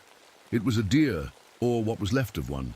The body was torn open but almost bloodless, like something had sucked it dry. The strangest part, no tracks around it, not even the deer's own tracks, like it had dropped from the sky. "Come on, boy," I said, pulling at Rex's collar. "We need to call this in." But my radio was dead now. Not even static came through. The mist was getting thicker, wrapping around the tree trunks like fingers. It moved in a way mist shouldn't move, almost like it was searching for something. For us, my training told me to mark a trail back to base. I cut my palm with my knife and smeared blood on a tree trunk. Old ranger trick, nothing shows up better than blood on bark. But when I looked back a minute later, the mark was gone, wiped clean. That's when the smell hit me, like roadkill left in the sun for days, mixed with something burning. It was so strong I gagged and pulled my shirt over my nose. Rex started barking wildly at nothing I could see. His fur stood up like porcupine quills. "What is it, boy?" I whispered, squinting into the fog. That's when I saw it, just for a second, between 2 giant redwoods. A shape that didn't make sense. Tall, maybe 8 or 9 feet. Skinny arms that hung too low, and on its head, I blinked and it was gone. But I'd seen enough. Those looked like antlers. My grandfather was half Yurok. He used to tell stories by the fire about forest spirits, things that got hungry, things that could wear your skin if they caught you, things that could sound like your loved ones to lure you deeper into the woods. Not real, I whispered again, but my mouth was dry as sand. A twig snapped behind me. I spun around, knife raised. Nothing there. Another snap, this time to my left. Nothing. It was playing with me. Rex growled, turning in circles, trying to face every direction at once. Poor dog didn't know where to look. I thought about making a run for it, but something told me that's exactly what it wanted. To see me run, to chase me. So I backed up slowly until I felt a massive redwood trunk behind me. At least now nothing could sneak up from behind. The watch in my pocket was ice cold now. When I checked it, both hands pointed to midnight, though it was barely noon. "Whoever you are," I called out, trying to sound braver than I felt, "this is federal land. You're trespassing." A laugh answered me. Not Tommy's voice now, but something that sounded like branches breaking. The fog parted slightly, and I saw it again. Standing between two trees about 50 yards away, not hiding now, its skin was pulled tight over bones that bent at wrong angles. Patchy fur or hair hung from its arms. Those antlers rose from its skull like twisted tree branches, sharp enough to skewer a man. Its face was the worst part. It looked almost human, but stretched too wide with too many teeth. It was watching me, waiting, and somehow I knew it was enjoying my fear. Rex saw it too. He snarled and charged before I could stop him. "Rex!" No, my dog, my brave, stupid dog, ran straight at the thing. But when he leaped to attack, he passed right through it, like it was made of smoke. Rex landed, confused, spinning around with a yelp. The thing moved, so fast I could barely see it, and suddenly it was right next to Rex. "Run!" I screamed, but it was too late. The creature didn't touch him. It just leaned down toward my dog, and Rex froze. His eyes rolled back, and he collapsed to the ground. I ran toward them, knife out, yelling every curse I knew. But the thing and Rex both vanished into the mist. The forest went silent again. I was alone. "Rex!" I called over and over, my voice echoing back at me. No answer came except the faint sound of a child's laughter from somewhere deep in the woods. I needed to get back to base, to get help. But when I turned around, I didn't recognize anything. These were trees I'd walked past 1,000 times, but somehow they all looked wrong now. The trail I'd followed was gone. I was lost in my own forest, and something was hunting me. I've been lost before. Once in the mountains near Seoul when our unit got separated, once during a forest fire my second year as a ranger, but never in my own section of woods. Not here where I knew every tree, rock and stream, yet here I was, turning in circles, nothing looking right. The cold had settled into my bones now. My breath made clouds in front of my face, even though it was June. The mist curled around my ankles like living smoke. "Rex!" I called again, my voice sounding small in the silence. I needed to think clearly. The ranger station was south. Without my compass working, I'd have to use the sun. But the sun was hidden now, though there wasn't a cloud in the sky. Just a strange dimness, like twilight coming too early. I picked a direction and started walking, keeping my knife out. Every few steps I looked behind me. That feeling of being watched hadn't gone away. If anything, it was stronger. After walking for what felt like an hour, I came to a small stream. Relief washed over me. I knew this water. Elk Creek. It would lead me back toward the ranger station if I followed it east. I knelt down to fill my canteen, and that's when I saw it. My own reflection in the water, except it wasn't right. My face looked older, tired. My eyes were sunken dark holes. And behind me in the reflection stood the thing with antlers, its long fingers reaching. For my shoulders, I spun around, slashing with my knife at empty air. Nothing there. When I looked back at the water, my reflection was normal again. Just me, with my scared eyes and the scar across my cheek. Playing tricks, I muttered, trying to calm my racing heart. It's playing tricks on you, Jack.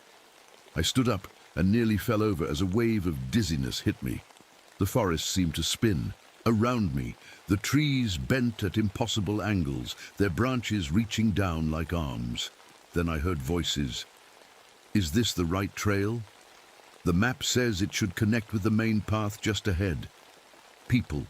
Real people. Not voices in my head or from my past. I moved toward the sound, careful to stay quiet. I didn't know if I wanted to be found by people or not. What if it was another trick? Through a gap in the trees, I saw them. A young couple with hiking gear. The man had a red backpack and a camera around his neck. The woman wore a blue cap and carried a walking stick. They looked so normal, it made my chest hurt. "Hello," I called, out deciding I had to warn them. They both jumped, startled. "Oh, thank God," the woman said when she saw my uniform. "A ranger. We were starting to think we were lost." "You need to leave," I said, walking toward them. "Right now, the trail back. To the parking lot is—" I stopped, realizing I had no idea where we were. "Just follow me. We all need to get out of here." The man frowned. "What's going on? Is there a fire?" "Something's in the woods," I said, knowing how crazy I sounded. "Something dangerous." They exchanged a look I knew well. The one people give when they think someone's lost their mind. "Did you hurt yourself?" the woman asked, pointing at my hand. I looked down. My palm was still bleeding from when I'd tried to mark the trail. It looked worse than it should have, the cut deeper and redder than before. "I'm fine," I said, "but we're not safe here. What are your names?" "I'm Melissa," the woman said. "This is Dan, Jack Morales, Senior Ranger. How far in did you hike today?" "About 3 miles from the visitor center," Dan said, still looking nervous. "We were heading to Devil's Creek Falls." My blood went cold. "That's not possible. Devil's Creek is 15 miles north of the center." "No!" Melissa insisted, pulling out a map. "Look, we're right here." She pointed to a spot near the creek. I stared at the map. It was a park map, all right, but all wrong. Trails were in the wrong places. Landmarks had different names. It was like looking at a map of a park that didn't exist. "Where did you get this?" I asked.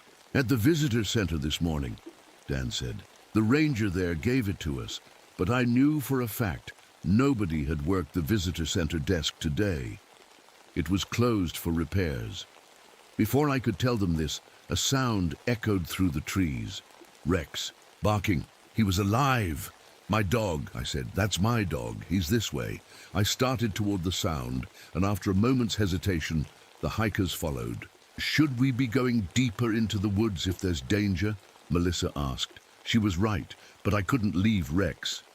"Just stay close," I said. The barking led us to a small clearing. In the center stood a fire lookout tower, one that shouldn't have been there. The old tower had burned down years ago during a lightning storm, and the Park Service never rebuilt it. Yet here it stood, looking aged and weathered, like it had been there for decades. Rex's barking was coming from inside. "Rex!" I called up. "Boy, are you in there?" The barking stopped. Instead came a low, mournful howl that made the hair on my arms stand up. "That doesn't sound right," Dan said, taking a step back. I knew he was right. It didn't sound like Rex anymore. It sounded like something pretending to be Rex. A crash came from the trees behind us, branches breaking under heavy footsteps. The mist swirled, thicker than before, cutting visibility down to just a few yards. "Inside," I ordered, pointing to the tower. "Now!" We ran to the wooden steps of the tower. They creaked dangerously under our weight. The door at the top was old and swollen with damp, but I rammed it with my shoulder, and it burst open. The inside of the tower was a single room with windows on all sides. It was empty, except for an old metal desk, a broken chair, and a wood stove. In the corner, no sign of Rex or anything else. I slammed the door shut behind us and dragged the desk in front of it. "What are we hiding from?" Melissa demanded, her voice shaking. "What's out there?" I went to the windows, looking out at the mist that now surrounded the tower completely. It was so thick I couldn't see the ground below anymore. It was like we were floating on a cloud. I don't know what it's called, I said honestly, but it's hunting us. As if on cue, the temperature in the room plunged. Our breath came out in white puffs. Frost began to form on the inside of the windows. "Oh God," Dan whispered, pressing his face to the glass. "There's something moving out there." We all looked. In the swirling mist, dark shapes moved around the tower, tall, thin, walking on two legs, but moving all wrong, like broken puppets. "My grandpa used to tell stories," I said, my mouth dry, "about spirits that lived in the deep woods, things that got hungry when people forgot to respect the forest." "You think that's what this is?" Melissa asked. "Some kind of spirit?" I didn't answer. Instead, I pulled out my knife and started scratching marks into the wooden floor. Symbols. My grandfather had taught me, circles with lines through them, triangles inside squares. I didn't know if they would work, but it was all I could think to do. Outside, something scraped against the side of the tower like huge claws dragging along the wood. Then came a voice, a perfect copy of mine. "Melissa," it called. "Dan, help. Me, I'm hurt out here." Dan's eyes went wide. Don't listen," I said. "It's not me. It's trying to trick you." The thing with my voice started crying, begging for help. It was hard to listen to. Melissa put her hands over her ears. "Make it stop." Then it changed tactics. The voice became a child's. "Mommy? Mommy, I'm scared," Melissa gasped. "That sounds like my nephew. How could it? It gets in your head somehow," I said. "Finds what scares you most." Dan was at the window again, wiping at the frost to see out. "There's a break in the mist," he said. "I can see the trail." "Don't trust it," I warned, but he was already moving the desk away from the door. "Dan, wait." Melissa grabbed his arm. "We can't stay here," he insisted. "It's freezing. We have no food, no water. We need to make a run for it while we can see the way out." I knew he was wrong. The thing was creating an illusion, trying to lure us out. But before I could stop him, Dan had pulled open the door and stepped onto the landing. "See," he called back to us, "the path is right there." He pointed down, but all I could see was swirling mist with no bottom. "Dan, come back inside," I said slowly, reaching for him. That's when I saw it rise up behind him, a massive shadow with spreading antlers, easily 10 feet tall. It moved so fast, I had no time to shout a warning. One moment Dan was there, the next he was yanked upward into the mist with a short, cut-off scream. Then came the sound of something wet hitting the wooden deck all around us. I looked down to see dark droplets, frozen solid and red. Blood. Dan's blood falling like hail from somewhere high above us. Melissa screamed. I pulled her back inside and slammed the door. We were trapped now, just the two of us, and outside, the thing with antlers waited. Melissa hadn't stopped shaking since Dan disappeared. She sat with her back against the wall, knees pulled up to her chest, staring at nothing. "He's not dead," she kept whispering. "He can't be dead." But we both knew. Those frozen drops of blood told the whole story. Night was falling fast outside, much faster than it should have. The mist pressed against the windows like it was trying to get in. Every few minutes something heavy would move around the tower, making the whole structure creak and sway. "What is that thing?" Melissa finally asked, her voice small and broken. I sat down beside her, keeping my knife ready. The symbols I'd carved into the floor seemed to be working. At least the thing couldn't get inside. But we couldn't stay here forever. "My grandfather called it a Wendigo," I said. "It's a spirit that was once human, someone who broke a great taboo." "Like what?" I hesitated. "In the old stories, it was someone who ate human flesh. They become twisted, always hungry, never satisfied." Melissa looked sick. "You really believe that?" "I don't know what I believe anymore." I pulled out my pocket watch. The hand still pointed to midnight, frozen in place. "But something unnatural is out there, something that can mess with time, with space." The tower groaned as wind picked up outside. Through the windows, I could see the trees bending unnaturally, their branches all pointing toward us like accusing fingers. "Do you have family?" I asked, trying to distract her from the noises. Melissa nodded. "My parents in Seattle, a sister in Portland." Her voice caught.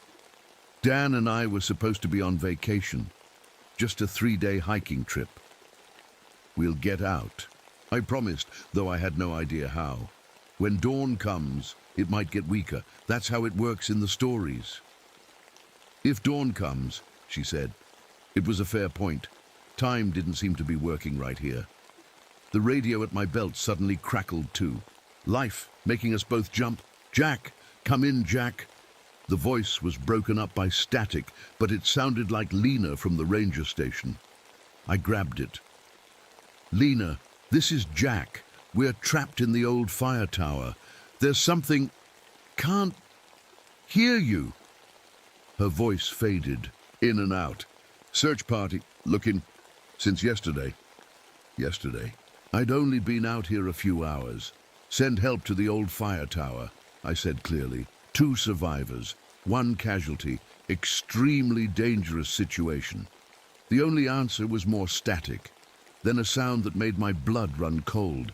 Rex whimpering, followed by a wet, tearing noise. I turned the radio off. Melissa stared at me with wide eyes. "It's not real," I told her. "The thing is playing tricks." "What if it was real?" she asked. "What if help is coming?" I didn't answer. False hope could be more dangerous than no hope at all. Something scraped. Across the roof. Long, dragging steps moving back and forth. Dust fell from the ceiling. The temperature dropped even more, so cold now that my fingers were going numb. "Jack! Melissa!" came a voice from outside, Dan's voice. "Please, let me in. I'm hurt, but I'm alive." Melissa started to stand, but I grabbed her arm. "It's not him." "But what if..." "It's not him," I said firmly. "I saw what happened." The voice changed then, becoming something else, a guttural growl that no human throat could make. "I see your fear," it said, each word precise and wrong. "I taste it, sweet, rich, like marrow in bone." The windows rattled as something pressed against them, leaving frost patterns on the glass. Through the ice, I could make out a face, or something like a face, stretched skin over a skull, eyes sunken and glowing faintly. Antlers scraped against the roof. "What's the longest you've gone without sleep, Jack Morales?" the thing asked, its voice now smooth and almost friendly. "In Korea, wasn't it? 3 days straight during the retreat? You started seeing things then, too." It knew things about me, things I'd never told anyone. "Don't listen," I told Melissa. "It gets in your head." "I've been in your head for months, Ranger," the thing said. "Every time you woke from nightmares, every time you heard noises in the woods that didn't make sense. I've been watching, waiting, learning what scares you." "Why?" I demanded. "Why us?" A sound like branches breaking, its laugh. "Because you're alone, because you're broken. The damaged ones taste better." I turned to Melissa. "Cover your ears. Don't listen to it." She pressed her hands over her ears, tears streaming down her face. "She doesn't need to hear me," the voice said. "I'm already inside her mind too. Did she tell you about the baby she lost last year? How she blamed herself? How she came to these woods, hoping to feel something again?" Melissa gasped and pressed her hands harder against her ears. The thing was trying to turn us against each other, make us vulnerable. I wouldn't let it. "Stay strong," I told her. "It feeds on fear, on pain. Don't give it what it wants." The windows frosted over completely now, blocking our view. But I could still see shadows moving outside, circling the tower. More than one shadow. The thing had friends, or it was making copies of itself. "I have your dog," the voice said. "Poor loyal Rex. He's still alive, you know. Would you like to hear him?" Rex's bark came then, but wrong, like someone had recorded it and was playing it too slowly. My fists clenched. "When the sun comes up," I said to the thing, "you're going to regret this," that laugh again. "The sun isn't coming up, Jack, not for you, not ever again. As if to prove its point, the darkness outside seemed to deepen, becoming something solid and alive. The tower creaked and swayed as wind battered it from all sides. Melissa was praying now, whispering words over and over. I found myself reaching for the watch in my pocket, holding onto it like it could somehow protect me. Then came a new sound, a low, vibrating hum that made my teeth ache. The windows and walls began to shake. "What's happening?" Melissa cried. The tower was coming apart, nails pulled free from wood with high-pitched squeals. The floorboards warped and buckled. The thing was tearing our shelter down around us. I grabbed Melissa's arm and pulled her toward the trapdoor in the floor, the emergency exit. It led to a ladder on the side of the tower. "We have to go," I said, "but it's out there. We don't have a choice." I yanked the trapdoor open. Cold air rushed up along with thick mist that spilled into the room like water. I couldn't see anything below, not the ladder, not the ground, just swirling white. The roof groaned and a beam cracked overhead. "Now!" I urged, helping Melissa through the opening. "Climb down. I'm right behind you." She disappeared into the mist. I heard her feet on the metal rungs of the ladder. Something huge slammed against the side of the tower, nearly knocking me off my feet. The windows all shattered at once, sending glass flying everywhere. Through the broken openings, those twisted shadows began to pour in like smoke. I jumped through the trapdoor, grabbing for the ladder. My hands found cold metal, and I started climbing down. The mist so thick I couldn't even see Melissa below me. "Keep going!" I called to her. "Don't stop!" The tower creaked one final time above me, and then came a deafening crash as the whole structure collapsed. Debris rained down, missing me by inches. Then silence. "Melissa," I called softly. No answer. I kept climbing down, but the ladder seemed to go on forever. My arms ached, my fingers numb from cold. The wound on my palm had reopened, leaving bloody prints on each rung. Finally, my foot touched solid ground. But when I looked around, I wasn't in the forest anymore.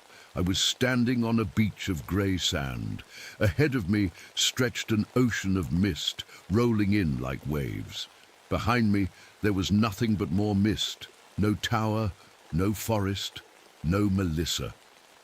I was alone in a place that couldn't exist. "This isn't real," I said out loud, my voice swallowed by the fog. "You're playing tricks." "Is it tricks, Jack?" came Tommy's voice from somewhere in the mist. "Or is this what death looks like?" My brother stepped out of the fog. He looked just like the last time I saw him, young in his uniform, with that smile that never quite reached his eyes after we'd been in combat for a few months. "You're not Tommy," I said, gripping my knife tighter. "No," he agreed, his form shifting, stretching taller. The uniform melted away, leaving that leathery skin and protruding bones. The antlers grew from his skull like branches reaching for the sky. "But I know how much you miss him, how much you blame yourself." I backed away as the thing that wasn't my brother came closer. "He died because you lost track of time," it said. "You were supposed to call in air support at exactly 600, but your watch stopped. You were 4 minutes late. Just 4 minutes." I swallowed hard. It was true, all true. "That's why you check that watch constantly, isn't it? Why you wind it every night, even though it never keeps time right anymore? Why you came to these woods to hide from what you did?" "Stop," I whispered. The thing was right in front of me now, towering over me, its breath visible in the cold air. "Rotten and sour. I can give him back to you," it said. "I can give you peace. Just stop fighting. Accept what's coming." For a moment, just a moment, I was tempted. I was so tired of carrying the guilt, so tired of the nightmares, so tired of being alone. But then I thought of Rex, of Melissa, of Dan. "No," I said, raising my knife. "I don't want anything from you." The creature's face, if you could call it that, twisted in what might have been anger.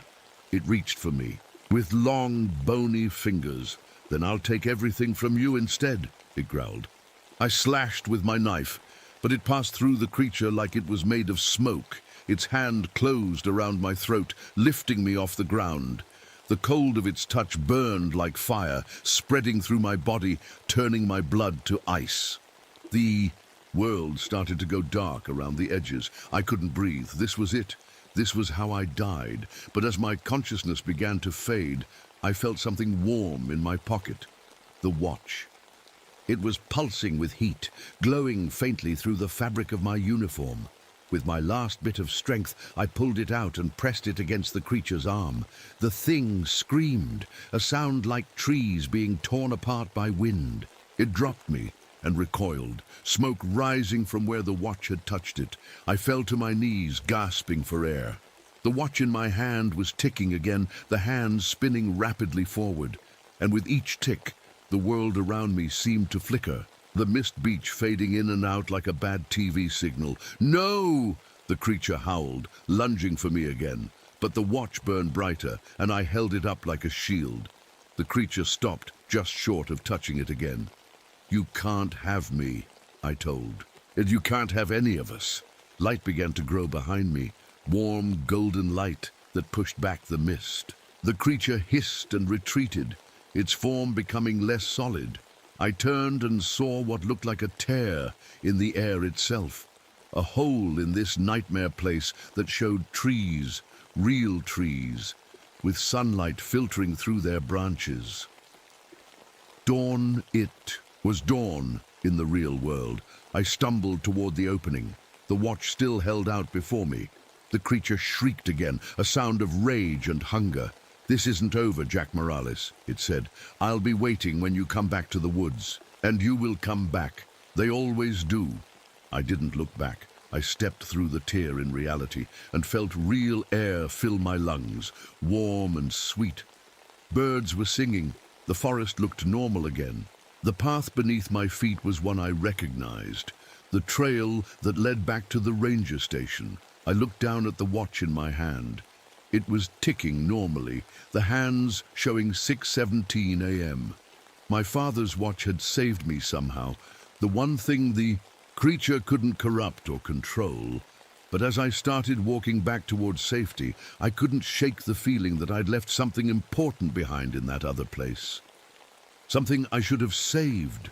And somewhere deep in the forest, I swear I heard a dog bark once, the sound echoing among ancient trees that now seemed to be watching my retreat with patient, hungry eyes. I made it back to the ranger station just as the morning shift was arriving. They stared at me like I was a ghost. Apparently I'd been missing for 3 days, not one night. "Jack, where have you been?" Lena rushed over, her face pale with worry. "We've had search parties out since you missed your check-in." I looked down at myself. My uniform was torn and dirty. Dried blood covered my palm and sleeve. My face felt raw from cold I shouldn't have experienced in June. "I got lost," I said simply. What else could I say? Lost. "You? In your own section?" Lena didn't believe me. I wouldn't have believed me either. "There are hikers missing," I said. "Dan and Melissa. They need search teams in the north sector near Devil's Creek." "We already found a man matching that description," said another ranger, Pete. "This morning. It wasn't good, Jack." My stomach dropped. "And the woman, Melissa?" Pete shook his head. "No sign of a woman, just the man." They sat me down, gave me coffee, called the medic to look at my hand. They asked questions I couldn't answer, at least not with the truth. No one would believe what really happened out there. So I lied, said I got turned around in bad weather, said I found a hiker in trouble but couldn't save him, said I took shelter in a cave, not a tower that shouldn't exist. They nodded and took notes, but I saw the looks they gave each other. They thought I'd finally cracked. The war vet who spent too much time alone in the woods. The man who talked to his dog more than people, speaking of which. "Rex," I said suddenly. "Did anyone find my dog?" More shared glances. "No, Jack," Lena said gently. "No sign of Rex." I nodded, feeling numb. Part of me had known he wasn't coming back. They made me take 2 weeks off. Mandatory leave, they called it. Told me to see a doctor, get some rest. I nodded and agreed to everything. What was the point in arguing? I went home to my cabin on the edge of the park, tried to sleep in, my own bed. But every time I closed my eyes, I saw that thing with the antlers. Heard its voice telling me it would be waiting. The first week I had visitors, other rangers checking in, a park psychologist who asked careful questions about my experience. Even the sheriff came by to ask about the dead hiker. I stuck to my story, got lost, bad weather, couldn't save him. Nobody mentioned Melissa, like she never existed. By the second week, the visits stopped. I was alone with my thoughts and the constant feeling of being watched. I kept the curtains closed, kept my knife close. Wound my father's watch every night, even though it kept perfect time now. The nightmares got worse. In them, I was back in that misty beach place. But this time, I wasn't alone. Rex was there, and Melissa and Dan. They were all half changed, their skin stretched tight over their bones, small antlers beginning to sprout from their heads. "You left us there," they would say. "You left us to become like it." I'd wake up screaming, soaked in sweat despite the cold that seemed to fill my cabin no matter how high I turned up the heat. On the last day of my leave, I made a decision. I packed a bag with supplies, matches, food, extra knife, flashlight with fresh batteries. I put my father's watch in my pocket. I wasn't going back to work. I was going back to the woods, back to find what I'd left behind. The north sector was quiet when I entered it just after dawn. The summer day was bright and warm, birds singing in the trees. Nothing like the cold, silent forest I'd experienced before. I followed the trail toward Devil's Creek, my map marked with the spot where I thought the fire tower had been. A spot that, according to official park maps, was just empty forest. As I walked, I kept checking over my shoulder. That feeling of being watched was back, growing stronger with each step deeper into the woods. But nothing followed me. Nothing. I could see anyway. By midday, I reached the clearing where the tower should have been. There was nothing there, no tower, no collapsed ruins, not even a foundation. Just a grassy space surrounded by ancient redwoods, but the trees around the clearing were wrong. Their bark was blackened, as if burned, though there had been no fire reported. And carved into each trunk, at exactly the same height, were 3 parallel lines. I put my hand on one of the marks. The wood was ice cold despite the warm day. "Rex?" I called out, my voice sounding small in the vastness of the forest. "Melissa?" No answer came, except the breeze moving through branches high above. Took out my father's watch. It was ticking steadily, both hands moving in perfect time. But as I stood there in that clearing, the minute hand began to slow. The second hand twitched back and forth, like it was fighting against something. "I know you're here," I said to the empty air. "I know you're watching." No response, but the temperature around me began to drop. My breath became visible. "I came back for them," I continued. "I'm not leaving without them." A laugh echoed through the trees, that same sound of branches breaking. The mist began to rise from the ground, swirling around my ankles. "They're mine." "Now," came the voice, seeming to come from everywhere and nowhere. "Just as you will be in time." The watch in my hand grew warm, then hot. The hands began to spin backward, faster and faster. The world around me flickered, like a TV changing channels. For a brief moment, I saw the tower again, broken and tilted but still standing. I saw shapes moving in the mist, human but wrong. I saw Rex, his fur patchy, his eyes glowing with an unnatural light. Then everything snapped back to normal. The clearing, the blackened trees, the warm summer day, but the watch was still spinning backward, burning against my palm. I understood. Then, the watch was a door between worlds, between our reality and whatever nightmare place the Wendigo ruled. My father's watch, the thing I checked constantly, the object linked to my deepest guilt and fear. The creature had used my fears against me, but the watch had somehow protected me too. My connection to my father, to time itself, had given me a way back. Could it give Melissa and Rex a way back too? I clutched the watch tighter, ignoring the pain as it grew hotter in my hand. "I want to make a trade," I called out.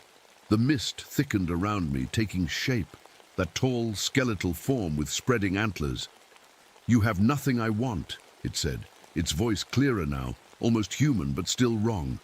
"I have myself," I said. "Me for them. Let them go and I'll stay."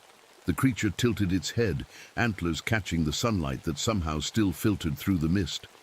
"Why would you do this?" it asked, seeming genuinely curious.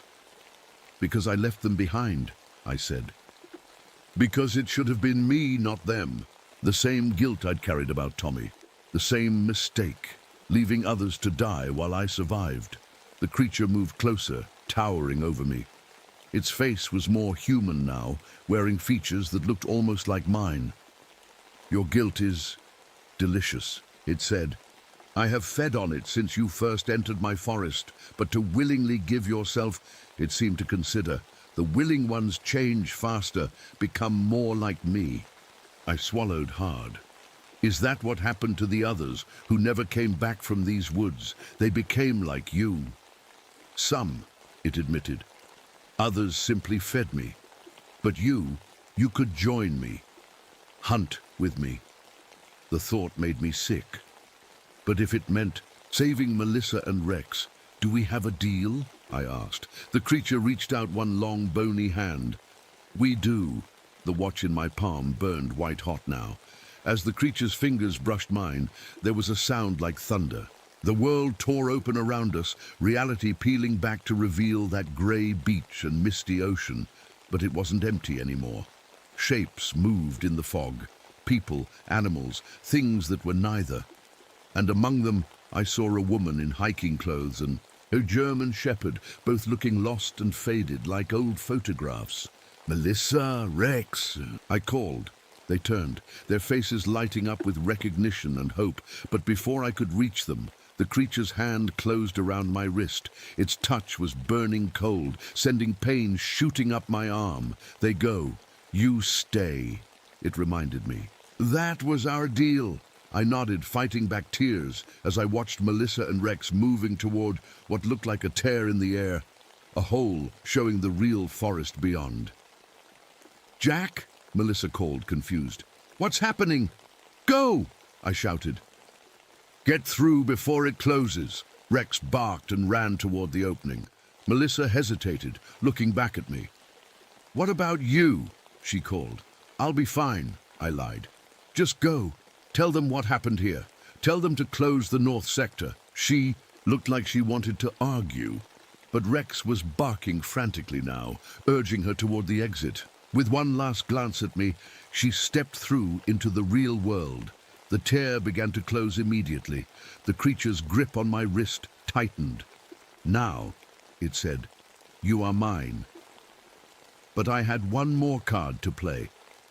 As the last sliver of real world was about to disappear, I threw my father's watch through the opening with all my strength. The creature screamed in rage, its form shifting wildly. "What have you done?"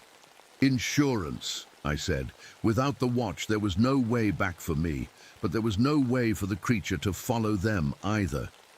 The door between worlds was closed.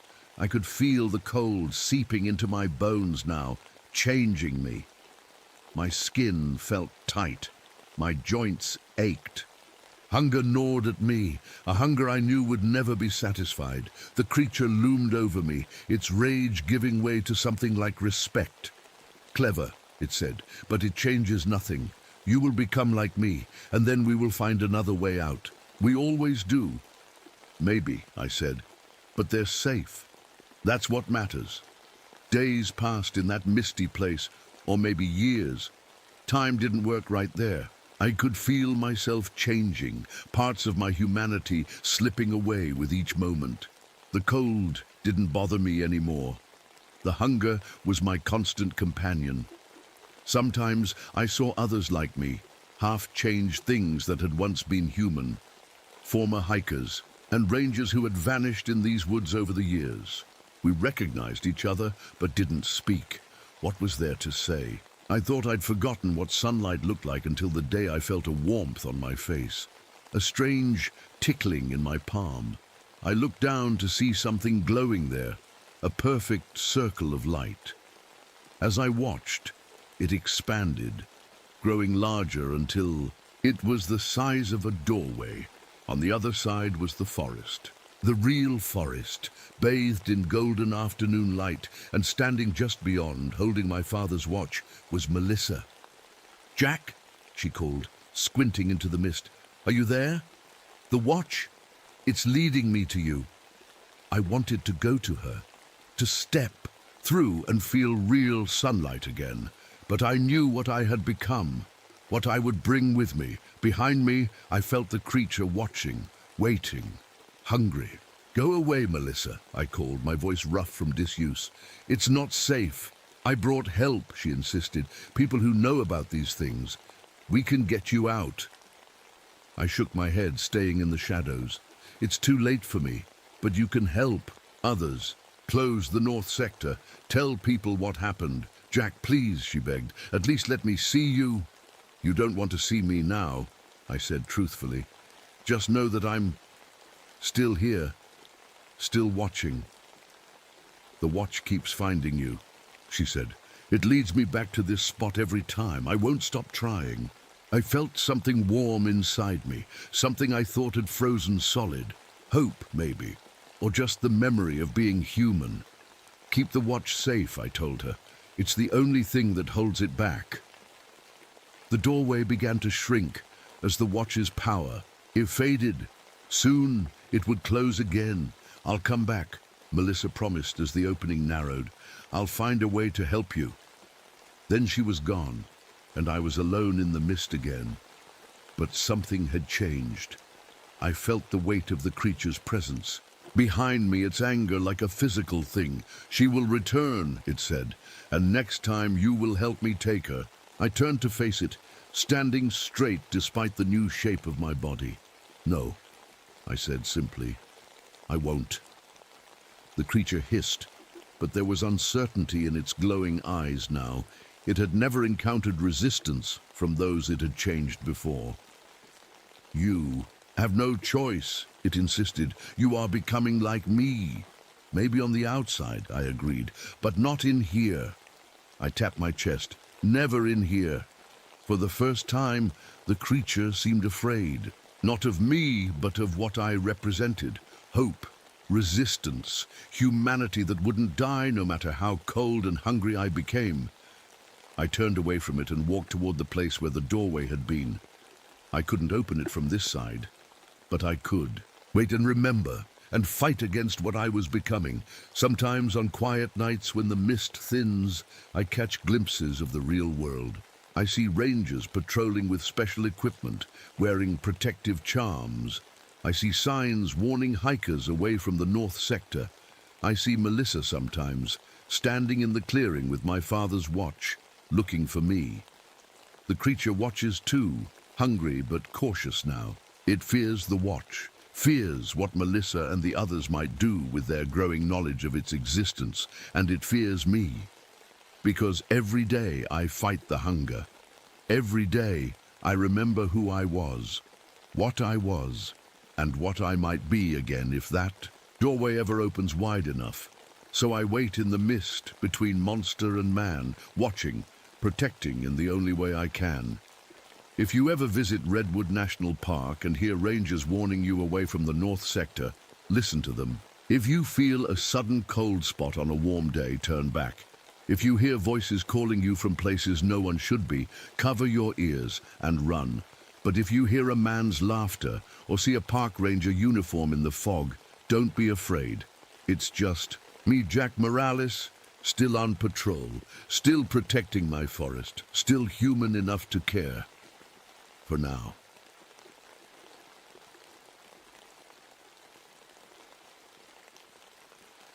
I wasn't supposed to survive that day. Sometimes I still wake up hearing their screams as the wall of snow crashed down, burying my entire team while somehow leaving me untouched. That's the thing about avalanches. They don't play fair. They Don't care who lives or dies, but this one felt different.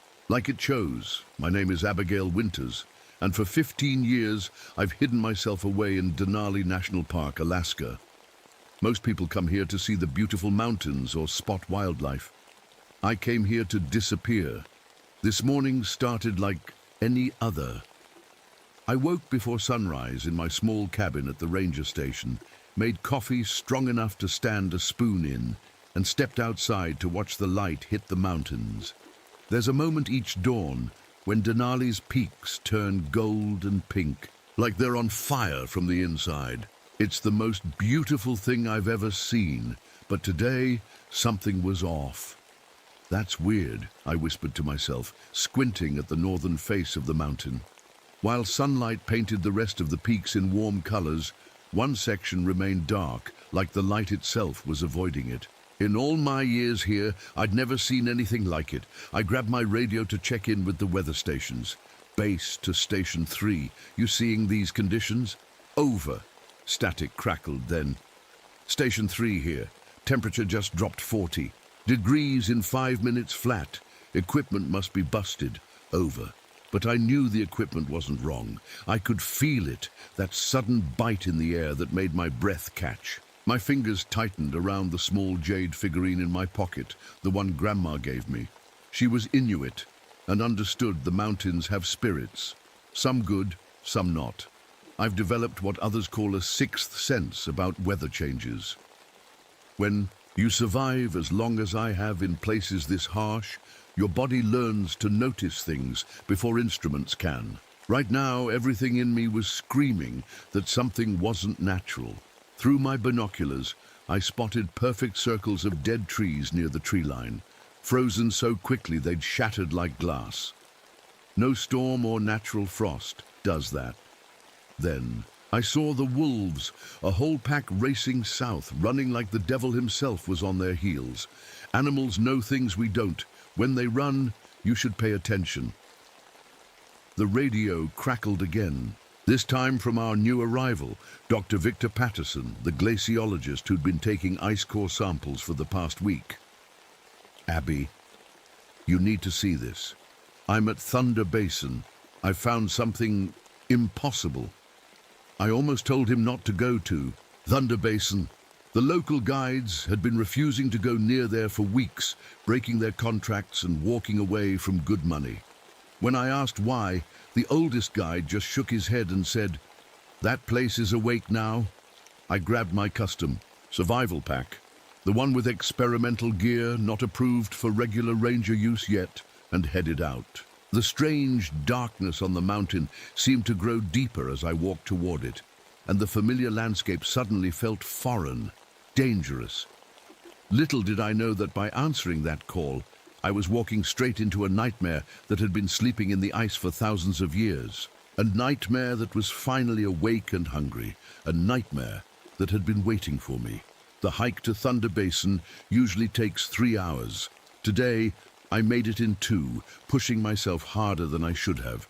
Something about Patterson's voice on the radio didn't sit right with me. The cold got worse as I walked. Not the normal Alaska cold that bites at your nose and cheeks. This was different.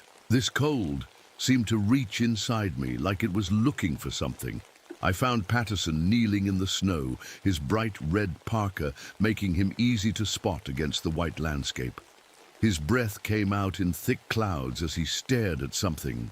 "On the ground. What did you find?" I asked, trying to keep my voice steady. He didn't look up, just pointed.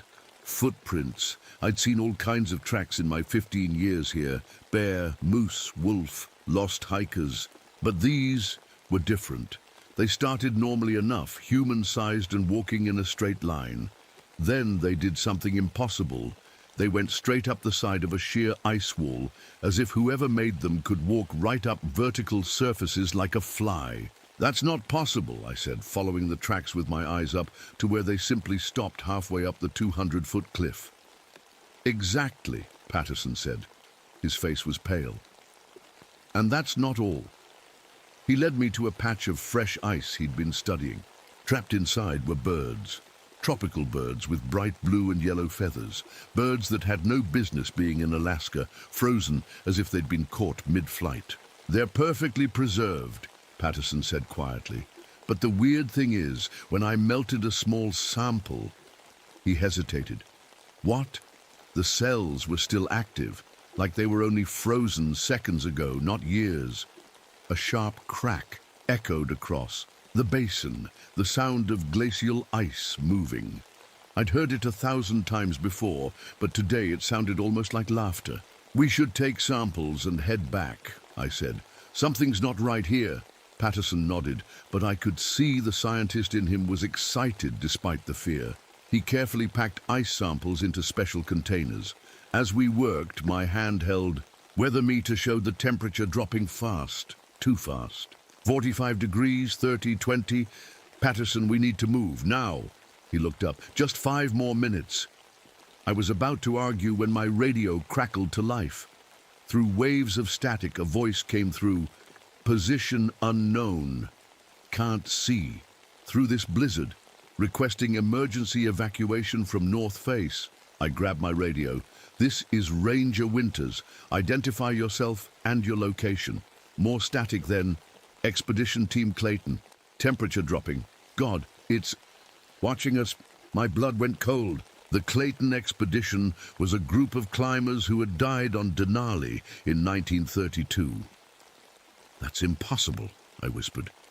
"What's wrong?" Patterson asked. Before I could answer, something caught my eye. Movement where nothing should be moving. About 50 yards away, a perfect circle of snow was swirling upward like a tiny tornado of ice crystals. "Don't move," I said, keeping my voice low. The swirling snow seemed to pause, as if listening. Then it changed direction, heading straight for us. "Run," I said, grabbing Patterson's arm. "Back to my snowmobile, now!" We ran, the snow crunching under our boots, my breath burning in my lungs. Behind us, the swirling snow moved faster, more purposefully. I risked a glance back and nearly stumbled. For just a second, I thought I saw a shape in the swirling snow. Tall, thin, with limbs too long to be human. We reached the snowmobile, and I fired it up. Patterson clutched his samples as we sped away, the engine roaring in the quiet landscape. "What was that?" he yelled over the noise. "I don't know," I shouted back, "but the locals won't come here for a reason." As we raced away, I couldn't shake the feeling that we weren't escaping.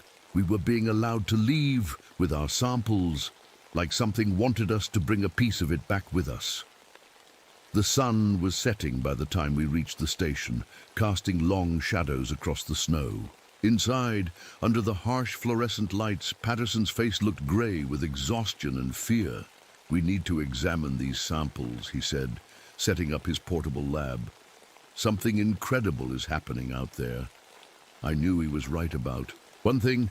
Something was happening, but incredible wasn't the word I would use. As night fell, the wind picked up, howling around the ranger station like a living thing trying to get in. And through my window, I could see that the darkness on the northern face of the mountain had grown larger, spreading like an ink stain across the snow. Whatever was out there, it wasn't staying put anymore. That night, I couldn't sleep. Every time I closed my eyes, I saw those footprints walking up the vertical ice wall. I kept thinking about the radio message from climbers who died almost 100 years ago.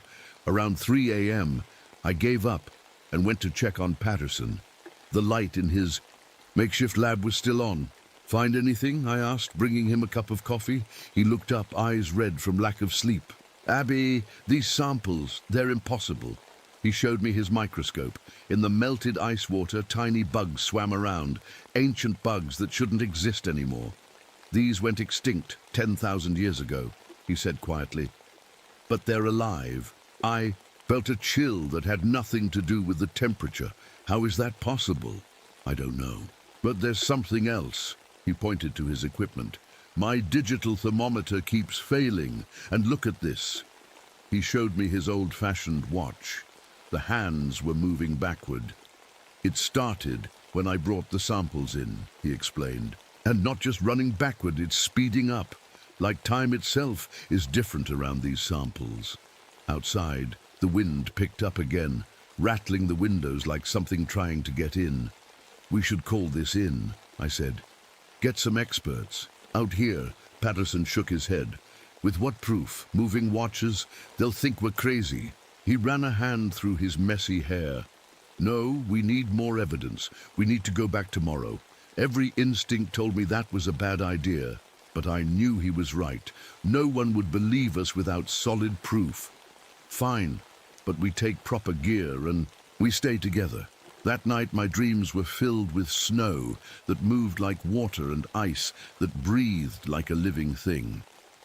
Morning came grey and heavy with clouds.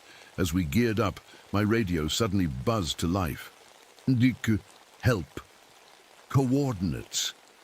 The voice was breaking up badly. I checked the signal. "It's coming from inside the glacier," I said in disbelief. The coordinates were for a spot that had been solid ice for a century.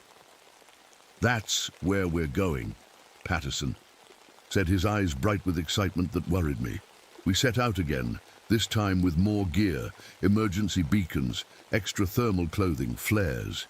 The strange darkness on the mountain had spread even further overnight, now covering almost the entire north face. As we approached our destination, our compasses went crazy. No matter which way we turned them, they all pointed to the same spot, a narrow crack in the glacier wall we hadn't noticed yesterday. "It's like it wants us to find it," Patterson whispered. The crack was just wide enough for a person to squeeze through. Inside was a cave of blue ice, more beautiful than anything I'd ever seen. But beauty can be dangerous in Alaska. I'd learned that lesson many times. "Look at this," Patterson called, his voice echoing strangely in the ice chamber. "In E." His hands was an old leather-bound journal. The pages were yellowed, but perfectly preserved in the cold. "It's dated 1897, he said, flipping carefully through the pages. Then he went still. "What's wrong?" I asked. "This is my handwriting," he said, his voice barely a whisper. "And it talks about us, about finding the footprints yesterday, about coming to this cave today." I looked over his shoulder. The handwriting did look like his, and the journal described things only we could know. The exact pattern of the bird. We found frozen the exact words I'd said when we saw the footprints. "That's not possible," I said, but the words felt hollow. So many impossible things had happened already. Patterson kept reading, turning pages faster and faster. "It says something is trapped in the ice, something old. It calls it the Skinwalker." The temperature in the cave dropped suddenly. My breath fogged in front of my face, thicker than before. "It says the Skinwalker has been here for thousands of years," Patterson continued, totally focused on the journal now. "It says it can control ice and cold, that it takes people." A sharp crack echoed through the cave. A section of ice wall broke away, revealing another chamber deeper inside. Against my better judgment, we moved toward it. The new chamber was perfectly round, like something had carved it out. In the center stood a column of clear ice, and inside, "Oh my God," Patterson whispered. 3 climbers hung suspended in the ice, their faces frozen in expressions of terror. Their gear marked them as modern, not historical climbers. These were the 3 hikers reported missing last week. I stepped closer. One of them blinked. I stumbled backward. "They're alive in there." Patterson reached out to touch the ice. "The journal says the Skinwalker preserves its victims, keeps them conscious but unable to move, unable to die," as if responding to his words. The ice around us began to groan and shift. The temperature plummeted so fast it hurt to breathe. "We need to leave," I said. "Now." For the first time, I noticed how the walls of the chamber seemed to pulse slightly, like a heartbeat.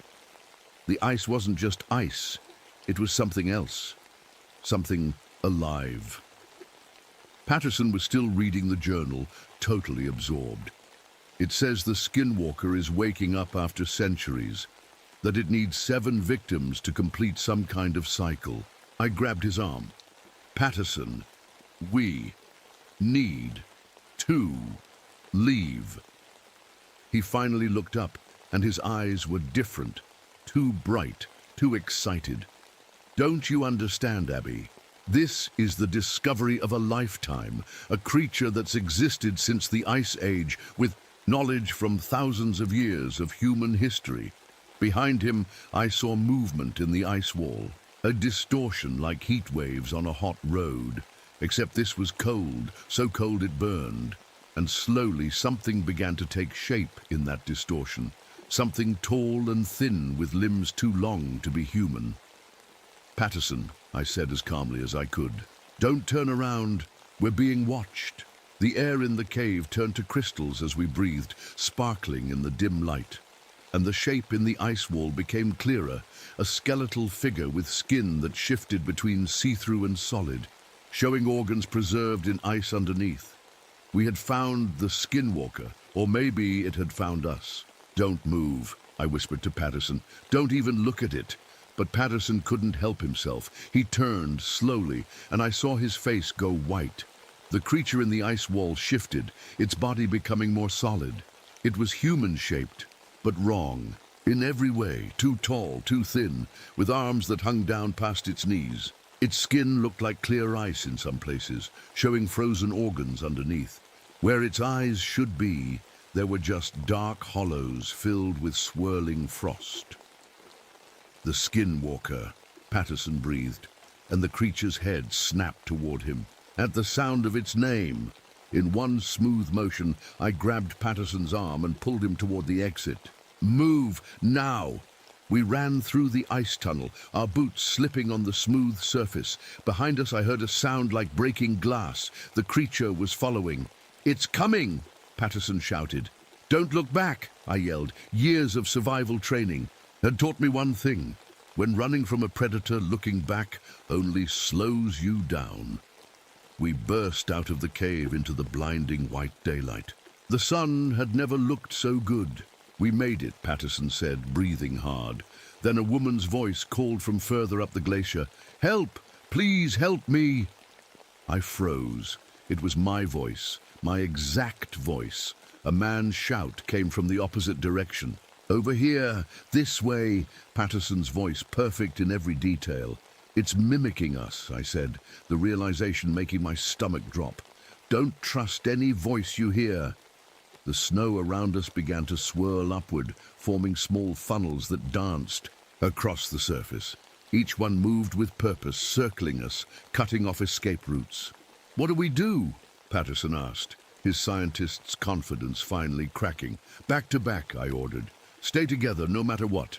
The small snow funnels joined together, creating a wall of swirling white that surrounded us completely. Through gaps in the snow, I could see the creature reforming again and again, appearing for a second before dissolving back into the storm. I reached for my flare gun, the brightest, hottest thing I had. If this thing was made of ice, maybe heat would hurt it. When I fire, run straight south, I told Patterson. Don't stop for anything. I fired the flare into the thickest part of the snow wall. The red light blazed through the white, and for a second I saw the creature clearly, its body flinching away from the heat, its face twisted in what might have been pain. Now! I shouted, and we ran through the gap the flare had created. We made it about 20 yards before the ice beneath my feet turned suddenly slick. I fell hard, the air knocked from my lungs. Patterson stopped to help me up, but froze, staring at something behind me. I turned to see the ice where I had fallen was changing, forming a perfectly smooth mirror surface. And rising up from that mirror, like it was being pulled from below, was me, an exact copy of me, made entirely of ice, down to the smallest detail. The scar on my left eyebrow, the silver in my hair, even the worn patches on my jacket. Patterson backed away. Abby! It's not me! I shouted, scrambling to my feet. That's not me! The ice copy smiled with my face, but not my expression, cold, hungry, ancient. Its mouth opened, and my voice came out, "Run, Patterson. That thing is dangerous. Come with me." Patterson looked between us, confusion clear on his face. "I don't—" The ice copy reached for him with my hand. "Trust me." I grabbed a rock from the ground and threw it at the copy. It hit the shoulder, and the arm shattered like glass, only to reform seconds later from swirling snow. "Patterson, look!" I pointed at the ground. "It leaves no footprints." He looked down and saw the truth where I stood, my boots left deep, impressions in the snow. The copy of me stood on the surface, leaving no mark at all. "Run!" I yelled again, and this time he did. We made it back to the snowmobile, the swirling snow and my ice double following, but keeping distance, like it was studying us, learning. The ride back to base was a blur of white landscape and fear. By the time we reached the ranger station, heavy clouds had moved in, bringing with them the promise of a blizzard. Inside, Patterson paced the small common room while I tried to reach anyone on the radio. "Nothing but static. We need to tell someone what we found," he said. "Who's going to believe us?" I asked, the same words he'd used earlier now coming back to haunt us. Patterson went to check his ice samples, but returned minutes later, his face ashen. "They're gone." "What do you mean, gone?" "The containers are empty," he said. "Just water now." A heavy silence fell between us. Outside, the wind picked up, howling around the building. "What about the journal?" I asked. He pulled it from his pocket, but when he opened it, the pages were blank. All that remained was a damp leather cover. "It's like it never existed," he whispered. The lights flickered once, twice, then plunged us into darkness. "Powers out," I said, reaching for the emergency lantern. "Generator should kick in," but the generator didn't start. In the dim light of the lantern, I could see my breath clouding in front of me. The temperature was dropping rapidly inside the station. "That's not possible," Patterson said, checking the thermometer on the wall. "It's already 30 below in here." I moved to the window and wiped away the frost that was forming on the inside of the glass. Outside, the blizzard had arrived in full force, whipping snow into a white wall that hid everything beyond. "We're trapped," I said quietly. But being trapped with the storm outside wasn't what scared me. It was the growing certainty that we had brought something back with us, something that was already inside. As if confirming my fears, from somewhere in the darkened hallway came the sound of ice crackling as it formed, spreading slowly toward us. "Get the emergency heater," I told Patterson, trying to keep my voice steady, "and find anything that burns." The sound of ice forming in the hallway grew louder, a crackling, spreading noise like frozen fingers reaching toward us. Patterson fumbled with the camping heater while I gathered papers, books, anything that would burn. My years in the wilderness had taught me one thing clearly: cold kills, heat saves. "It's coming," Patterson whispered, staring toward the hallway. The temperature had dropped so low that the metal fixtures in the room were cracking. Frost covered every surface, growing before our eyes like living things. I got the heater lit, and the small flame seemed to push back the darkness a little. I added paper, making the flame grow bigger and brighter. "Stay in the light," I said. Through the doorway we could see ice crystals forming on the walls of the hallway, growing inward until the passage was nearly blocked. Behind the ice, something moved. A shadow, darker than the darkness. "We need more heat," I said, looking around desperately. Patterson's eyes lit up. "The samples, my equipment." He rushed to his makeshift lab area and returned with a small blowtorch he used for his ice studies. The blue flame roared to life, much hotter than our little fire. Just in time, the ice in the hallway shattered, and through the opening came the skinwalker. In the light of our flames, its body looked more solid than before, but still wrong, like a human form carved from ice by someone who'd only heard about what people look like. Patterson pointed the blowtorch at it, and the creature hissed, a sound like wind through broken glass. It retreated a few steps, keeping just beyond the reach of the flame's heat. "It doesn't like heat," I said. "We need to keep the fire between us and it." For hours, we maintained our small circle of warmth while the creature paced around us, looking for a way in. Sometimes it would dissolve into swirling snow, only to reform elsewhere in the room. Each time, our flames kept it at bay. As night fell outside, the storm grew worse. The windows rattled with the force of the wind, and snow piled up against the walls of the station. Through gaps in the snow, I could see other shapes moving out there, more ice copies, watching, waiting. "We can't keep this up forever," Patterson said. The blowtorch was running low on fuel, and our pile of burnable items was shrinking. "When the torch dies, we run for the garage," I said. "There's another snowmobile there. Maybe we can outrun it." Patterson nodded, but he seemed distracted, constantly looking at the creature with a strange mix of fear and fascination. "Did you see its eyes?" he whispered. "There's intelligence there, ancient intelligence." "Don't look at it too long," I warned. "That's how it gets to you," but he wasn't listening anymore. "Think about what it must know, Abby. Thousands of years of history preserved in living ice." The way he said it sent chills down my spine that had nothing to do with the cold. "Patterson," I said firmly, "stay with me." He blinked, coming back to himself.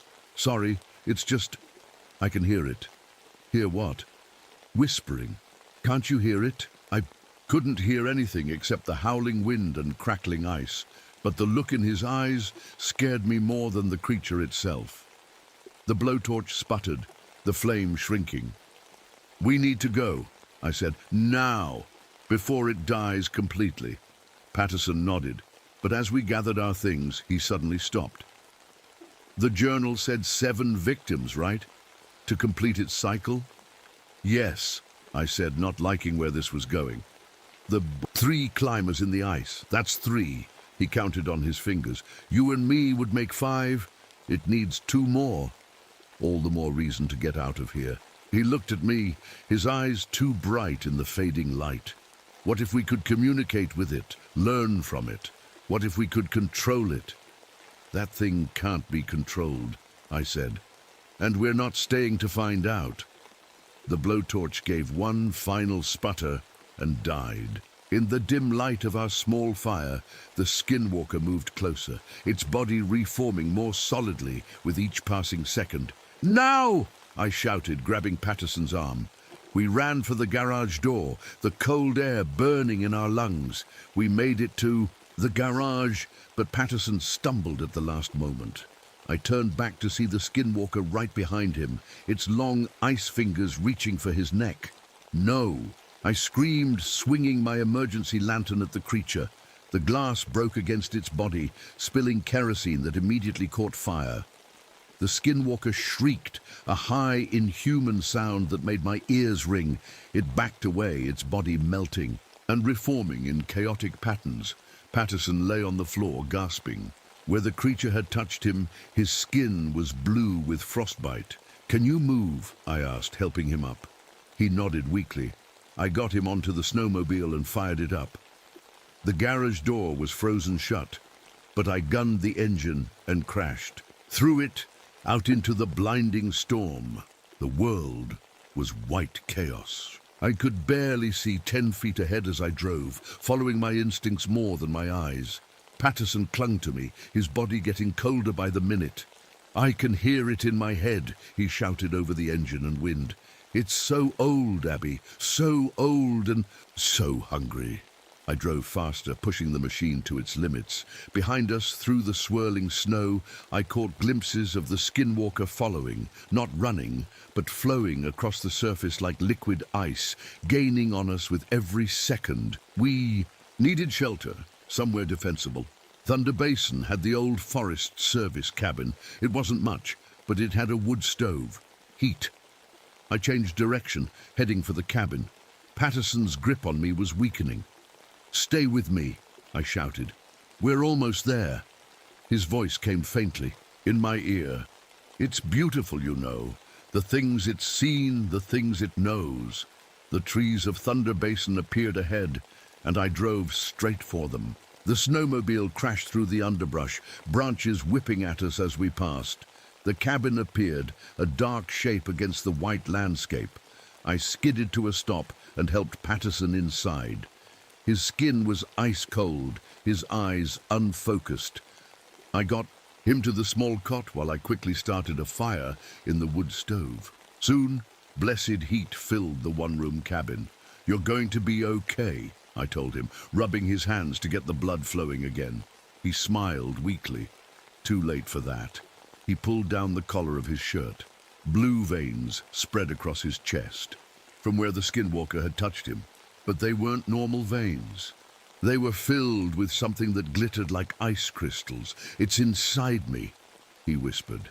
"I can feel it growing." Outside, the storm suddenly stopped. Not gradually, but all at once, like someone had flipped a switch. The silence was more terrifying than the howling wind had been. Through the cabin's small window, I saw them, dozens of ice copies surrounding us. Some looked like me, some like Patterson, others like people I didn't recognize, all standing perfectly still, watching, waiting. Patterson's breathing grew shallower as the blue ice veins spread across his chest. His skin was so cold it burned. "To touch, you need to leave me," he said, his voice barely a whisper. "Get help." We both knew there was no help to get. Not with those things surrounding us. Not with the storm that could start again any moment. I stoked the fire higher, trying to keep the cabin as warm as possible.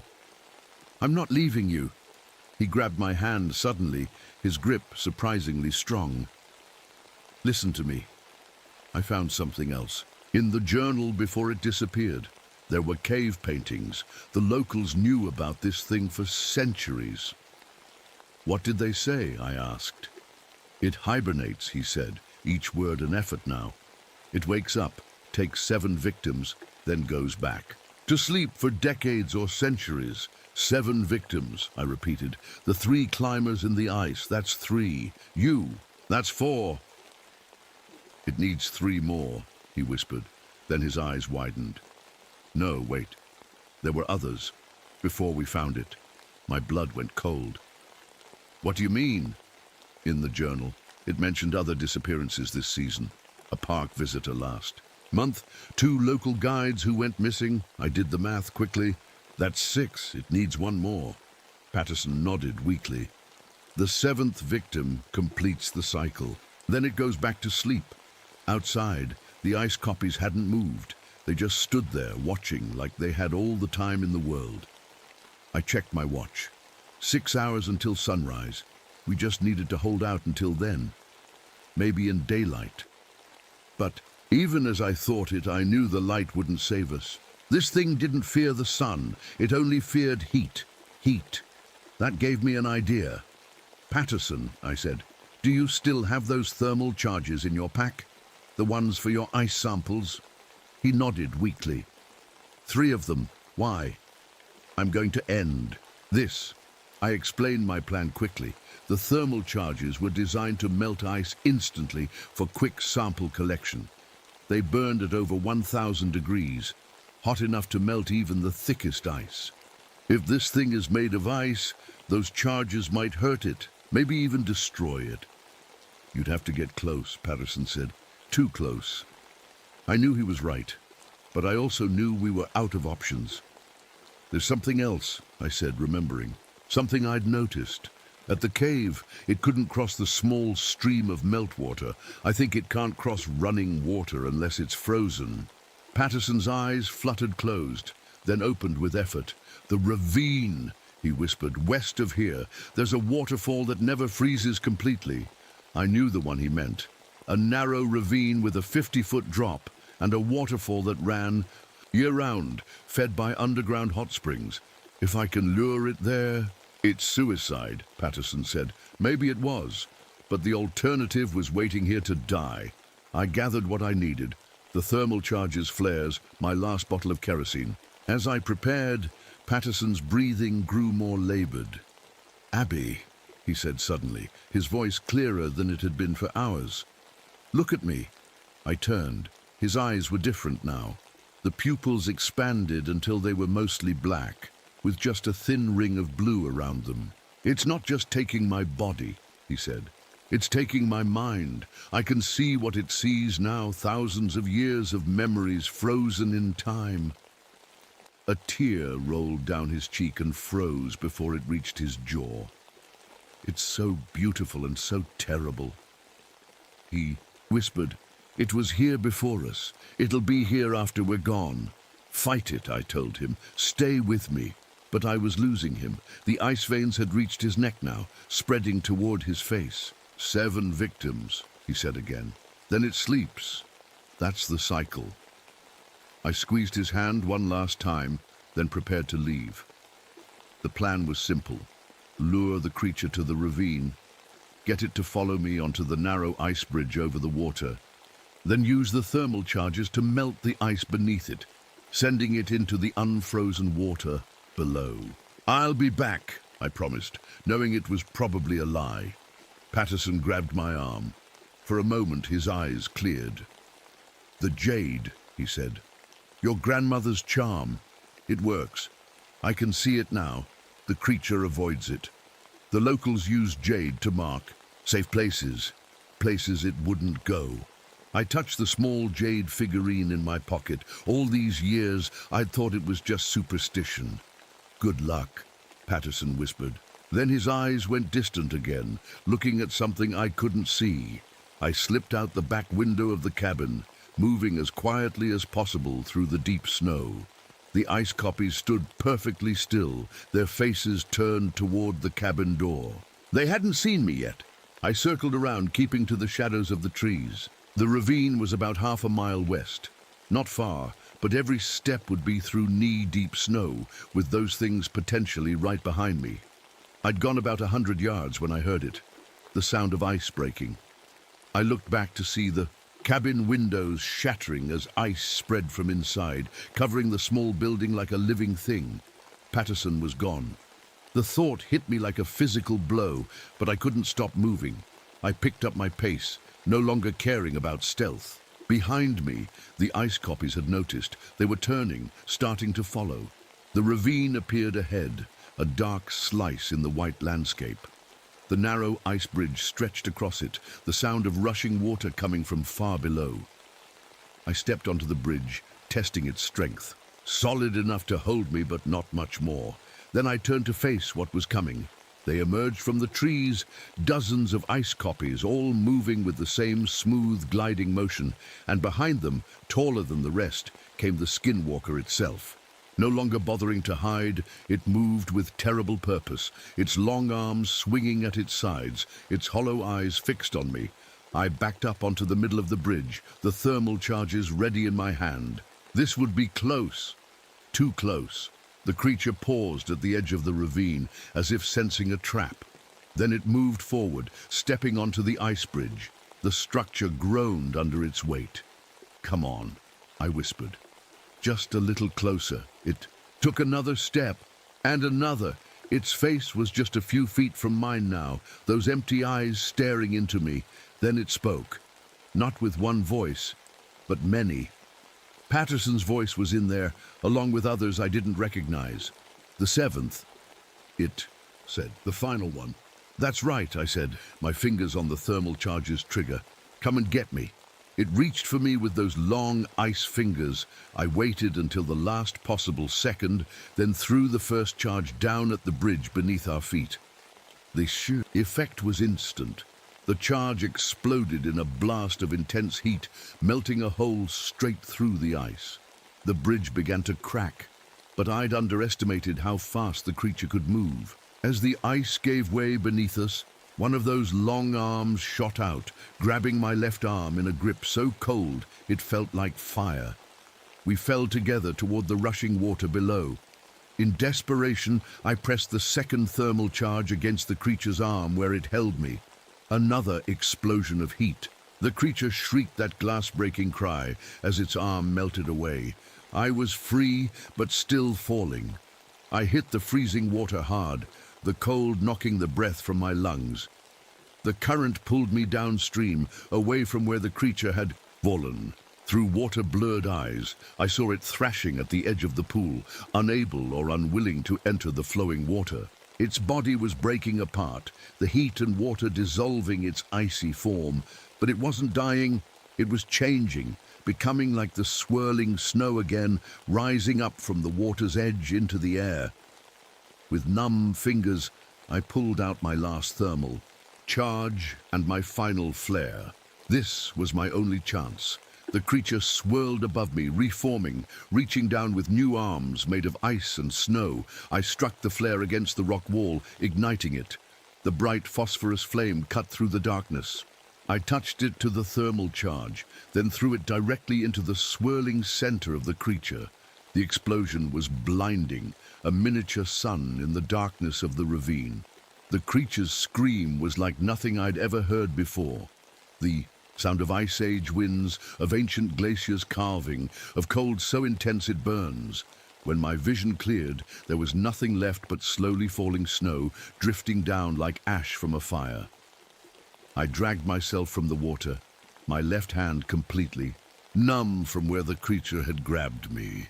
Already, the flesh was turning black with frostbite. The hike back to the ranger station took hours. By the time I arrived, dawn was breaking over the mountains. The storm had passed, leaving behind a pristine landscape of untouched snow. There was no sign of Patterson, the cabin, or the ice copies. It was as if they had never existed. Over the following days, search teams found the bodies of the 3 missing climbers in ordinary avalanche debris. No ice cave, no perfect preservation. Patterson was listed as missing, presumed dead in the storm. No one believed my story. Why would they? I barely believed it myself. The doctors couldn't save my left hand. The frostbite was too severe. But sometimes I think losing my hand was the price I paid for my life. The creature marked me but didn't take me. I left Denali after that. Couldn't bear to see the darkness on the mountain anymore. Years later, I read about climate scientists discovering unusual cold spots in glaciers. Worldwide, places where the ice wasn't melting despite global warming. The article listed the locations: Denali, the Alps, the Himalayas. 7 spots, 7 victims. The skinwalker didn't die that night. It just went back to sleep, scattered across the world's high places, waiting for the next time it would wake. And sometimes, on the coldest nights, I swear I can hear it breathing in the wind, whispering from the frozen places of the world, waiting.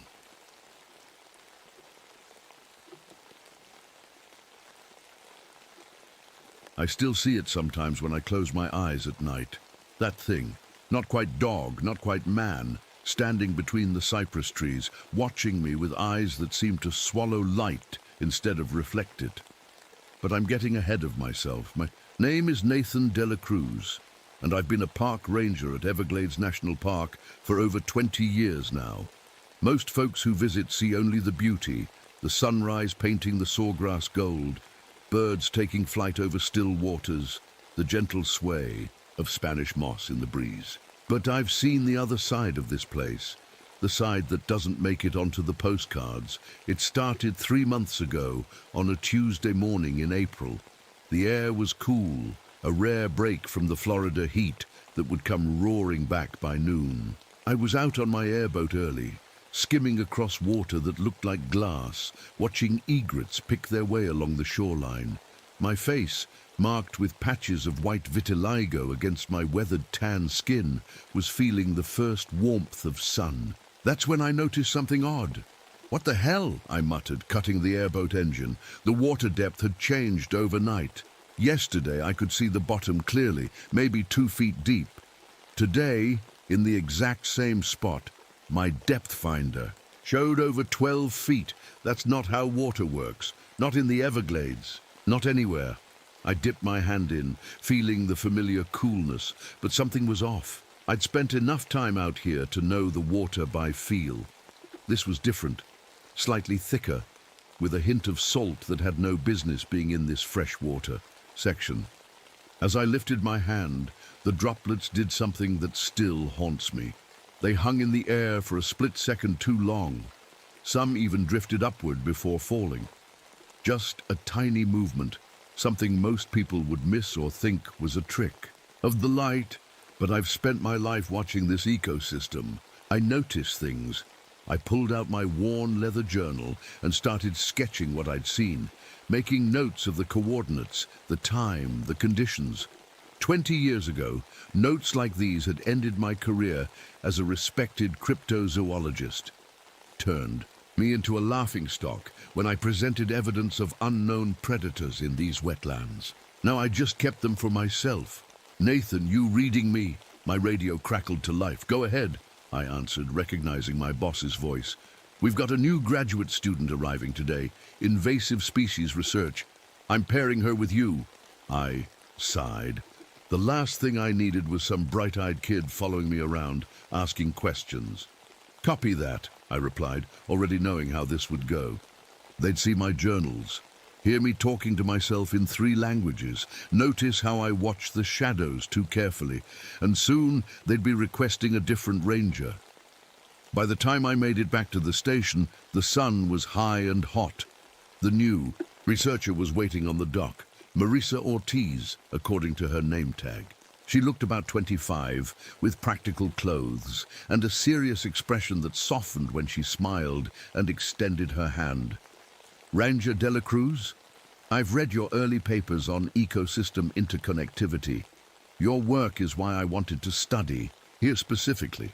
That caught me off guard. Most people either didn't know about my academic past or politely avoided mentioning it. "Just call me Nathan," I said, shaking her hand. "Those papers are from another lifetime." "Well, they're still relevant," she said, hauling her equipment bag. "Especially with what I've been recording lately." She pulled out her phone and played an audio file. At first it sounded like normal underwater noises, the gentle pulse of water, distant boat engines. Then cutting through it all, a sound that made the hair on my arm stand up. It wasn't a gator, wasn't a bird or mammal. It was rhythmic, almost like speech, but nothing human. The closest thing I could compare it to was someone tapping complex patterns on metal pipes, but even that wasn't right. "Where did you record this?" I asked, trying to keep my voice steady. "Blackwater Hammock 3 nights ago." I felt my blood run cold. Blackwater Hammock was where I'd seen things 20 years ago, things that ended my first career, things no one believed. "And that's not all," she continued, oblivious to my reaction. "The water there is behaving strangely.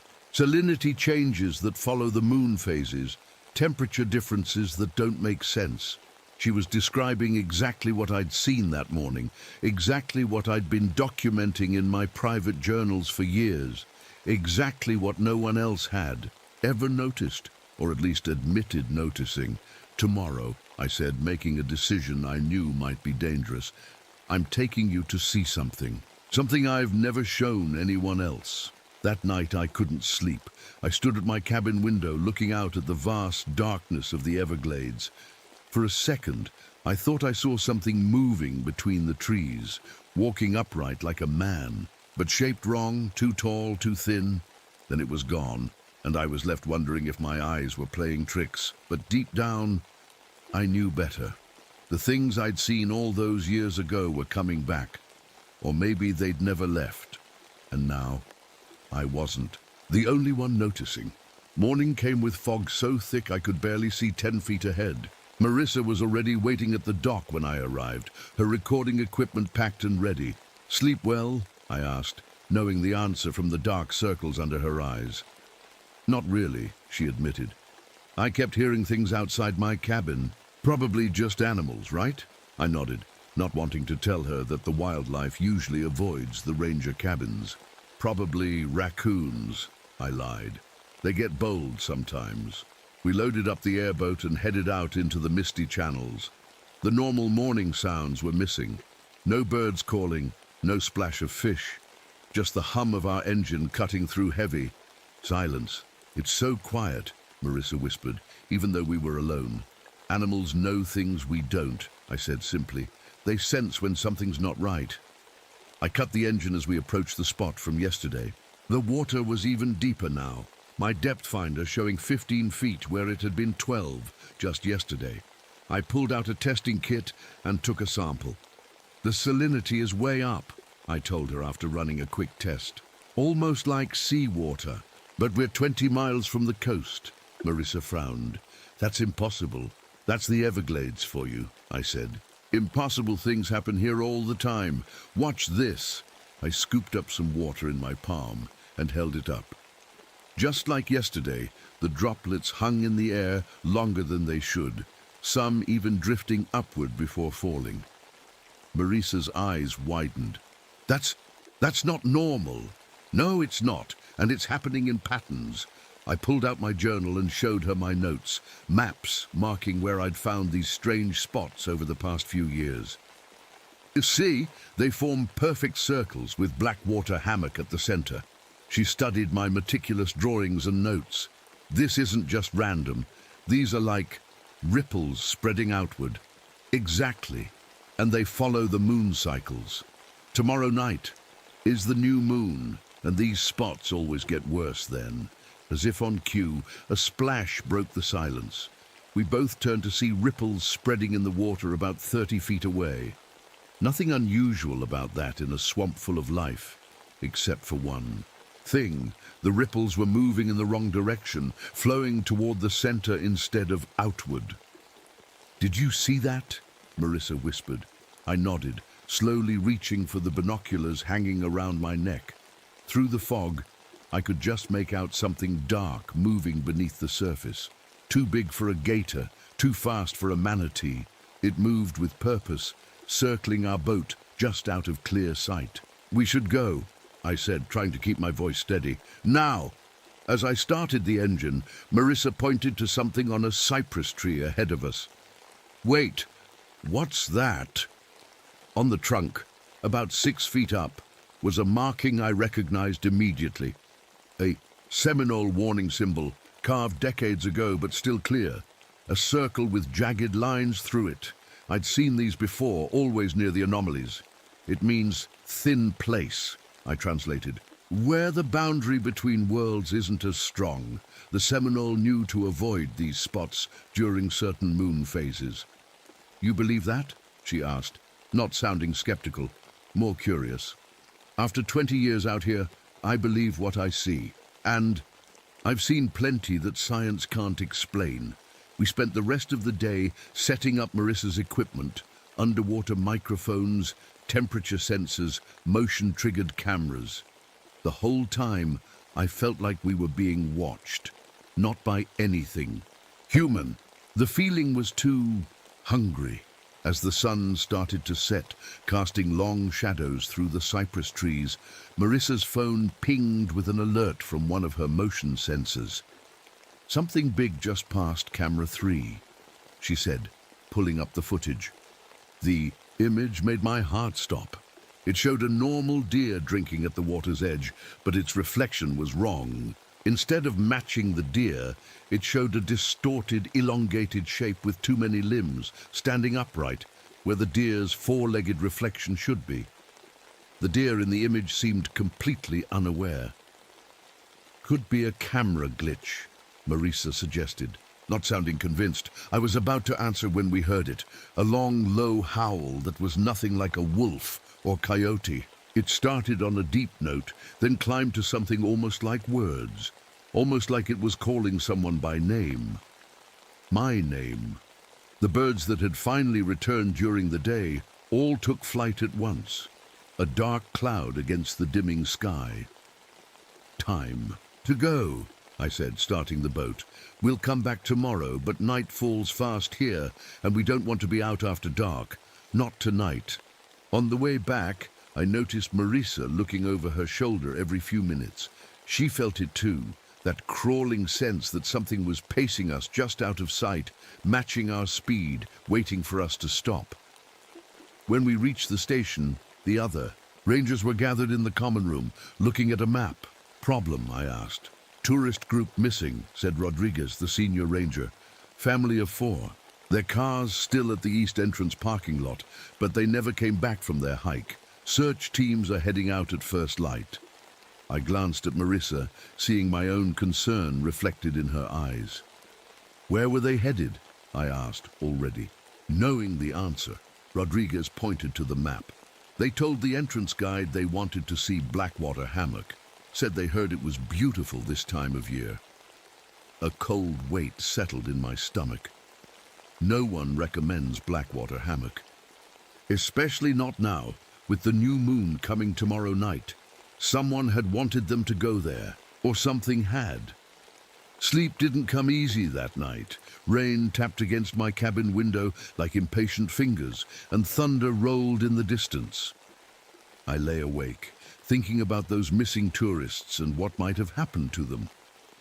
At first, I met Marissa outside the ranger station. Dark clouds still hung low, making the morning feel like dusk. 6 rangers were gearing up for the search, checking radios and packing emergency supplies. "I want to join the search," Marissa said. As I approached, Rodriguez overheard her. "No civilians on search teams. Park policy." "She's coming with me," I said firmly. "Her equipment might help us find them." Rodriguez knew better than to argue. In 20 years, I'd earned the right to bend some rules. He just nodded and went. "Back to organizing the other teams. We're taking the south approach to Blackwater Hammock," I told Marissa as we loaded the boat. "The other teams are coming in from the east and west. If those tourists are still out there, we'll find them." But a voice in the back of my mind whispered, "Unless they don't want to be found." The rain had stopped, but the air felt heavy with moisture as we made our way through narrow channels. Everything looked different in the grey light, more primeval, like we'd slipped back in time to when these swamps were untouched by humans. "I've been thinking about those symbols on the trees," Marissa said, breaking the silence. "I looked them up last night. They appear in other places too, parts of Ireland, Japan, certain mountains in Peru, always with the same warning about thin places." I nodded. The Seminole believe there are spots where our world and other worlds brush up against each other, like 2 soap bubbles touching. Usually nothing can pass through, but during certain times, like new moons, she interrupted. Exactly, during those times the boundary gets weaker. Things can slip through, in both directions. We fell silent as we approached Blackwater Hammock. The water here was even stranger than before, perfectly still despite the breeze, black as ink, but clear enough to see through. Looking down was like peering into a starless sky. I cut the engine and let us drift the last few yards. The silence was complete. No insects, no birds, nothing but the gentle bump of our boat against fallen cypress knees. "Their hiking trail should be just ahead," I said softly. We secured the boat and started following the narrow dirt path that wound through the hammock. Normally, these raised areas of dry land would be teeming with life. Snakes sunning themselves, birds calling from the branches, insects buzzing everywhere. Today there was nothing. About a half-mile in, Marissa stopped suddenly. "Look at these tracks." Footprints marked the muddy trail. 4 sets, likely the missing family. But there was something wrong with them. The prints started normally, then began to get lighter with each step, as if the people were gradually losing weight. The final prints were barely visible at all, just the faintest impression in the mud. It's like they were fading away as they walked, Marissa whispered. "I'd seen this once before, 20 years ago. I never found those hikers either. A few yards ahead, we found their backpack. Inside was a camera, still working. I switched it on and flipped through the photos. Most were normal tourist shots, smiling family poses against the backdrop of trees and water. Then the images changed. The last dozen photos showed the family standing together, but with each picture they became more transparent. In the final image, you could see right through them, their outlines just barely visible against the trees behind. And standing beside them, just at the edge of the frame, was a dark shape. Too tall to be human, too thin, with a head that wasn't quite right, more like a dog's, but elongated. I quickly shut off the camera, but not before Marissa had seen it too. "What was that?" she asked, her voice barely above a whisper. Before I could answer, my radio crackled to life. "De la Cruz, we found something at the west entrance to the hammock." Rodriguez's voice came through, breaking up with static. "Looks like camera equipment, strange markings. You need to see this." "Copy that," I replied. "We're on our way." As we turned to head back to the boat, something caught my eye, a patch of vegetation about 20 feet off the trail. Every plant, in a perfect circle maybe 10 feet across, was dead. Not just dead, they looked like they'd been dead for years, reduced to grey ash that still somehow held the shape of leaves and stems. I took a step toward it, but Marissa grabbed my arm. "Don't," she said. "Look up, above the dead circle, hanging. From the branches were dozens of small objects catching the dim light." I took out my binoculars for a closer look and felt my blood turn cold. Watches, dozens of wristwatches hanging by their bands. Some looked brand new, others ancient, their faces cracked and hands frozen at different times. "Time doesn't work right here," I said quietly. "That's why I never wear a watch in the Everglades." As we made our way back to the boat, I felt that familiar prickle on the back of my neck, the feeling of being watched. I turned quickly, scanning the trees. For just a second, I thought I saw it. A tall, thin shape standing between two cypress trees. Not quite solid, more like a darker patch of shadow, but it had eyes. Yellow eyes that didn't reflect light, but seemed to swallow it. Then it was gone, melting into the deeper shadows as a cloud passed over the sun. "Did you see that?" I asked Marissa. She nodded slowly, her face pale. "What is it?" "The locals have many names for it," I said as we hurried to the boat. "The Seminole call it the Shadow Walker. Older reports call it the Dogman. But names don't matter much. What matters is that it's real, and it's hunting." "Hunting what?" she asked. I started the boat engine before answering. "Us. It's always been. Hunting us." The trip to the west entrance took longer than it should have. Twice we had to backtrack when familiar channels suddenly ended in walls of dense reeds that I knew hadn't been there yesterday. The Everglades was changing around us, like a puzzle being rearranged by unseen hands. "The GPS isn't working," Marissa said, tapping her phone screen. "It says we're in the Gulf of Mexico." "Put it away," I told her. "Technology gets confused in these places. We need to use our eyes and ears." When we finally reached the west entrance, we found Rodriguez and two other rangers standing around something on the ground. Their faces were grim. "Glad you made it," Rodriguez said, looking relieved to see us. "We've been trying to radio you for an hour." "Radio's been working fine," I said, showing him my unit. "We've been answering your calls." He shook his head. "We haven't heard anything from you since you headed out this morning." A chill ran down my spine. Someone, or something, had been answering their calls, pretending to be me. "What did you find?" I asked, changing the subject. Rodriguez led us to what they'd been examining. On the ground was a small campsite, not from our missing tourists, but older. A tattered tent, a rusty camp stove, and a camera on a tripod, all covered in a layer of dust and leaves, like they'd been there for months. "Check the camera," Rodriguez said. The camera was an old model, the kind that used film. Its tripod was pointed at a clearing beyond the campsite. I looked through the viewfinder and saw handmade markers placed in a large circle, each one bearing strange symbols. "There's a journal too," one of the other rangers said, handing me a water-damaged notebook. The pages were filled with neat handwriting and detailed sketches. As I flipped through it, my heart began to race. The writer had been tracking the same phenomena I had, the water anomalies, the dead zones, the strange animal behavior. But they'd gone further, connecting it to historical disappearances dating back to the earliest Spanish explorations of Florida. "Look at this," I said, showing a page to Marissa.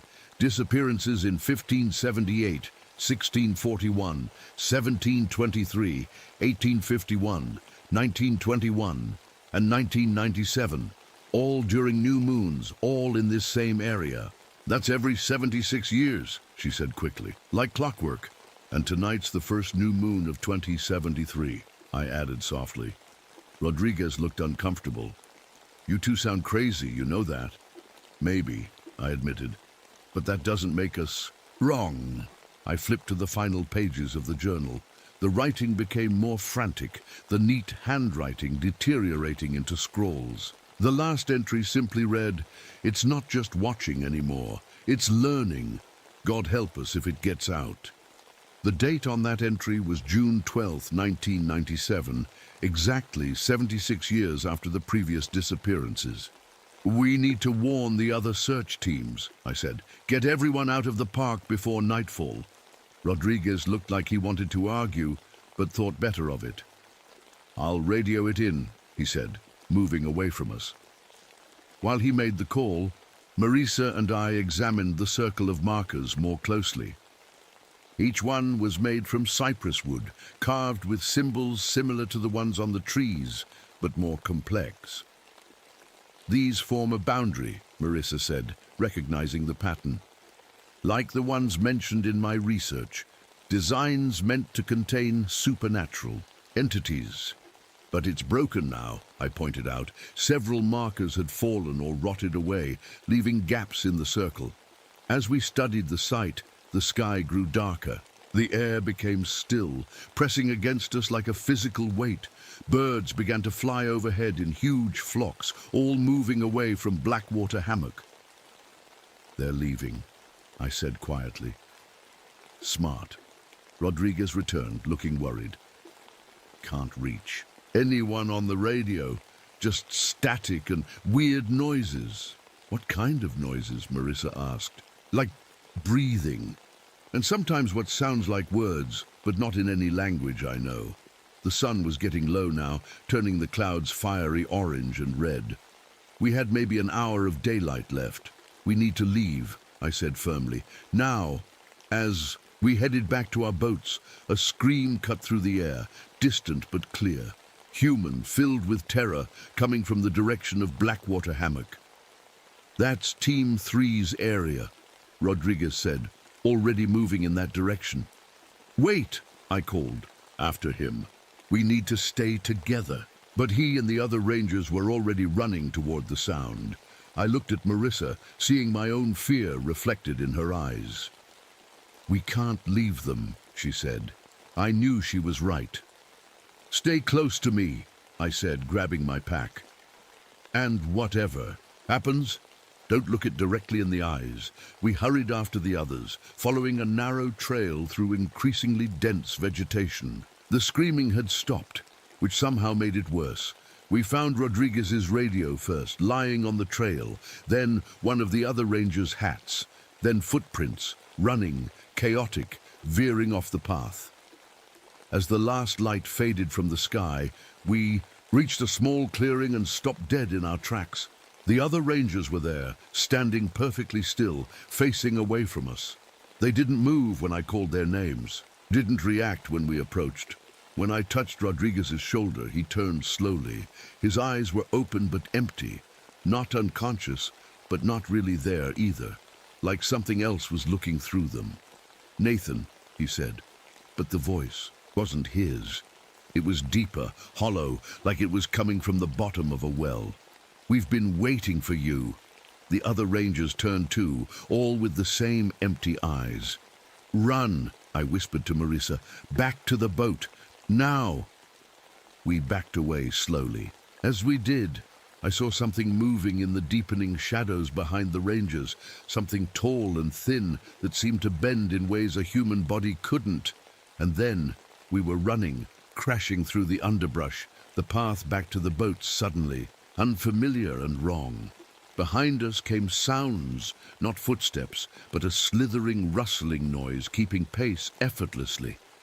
Just as we reached the water's edge, Marisa's foot caught on a root, and she fell hard.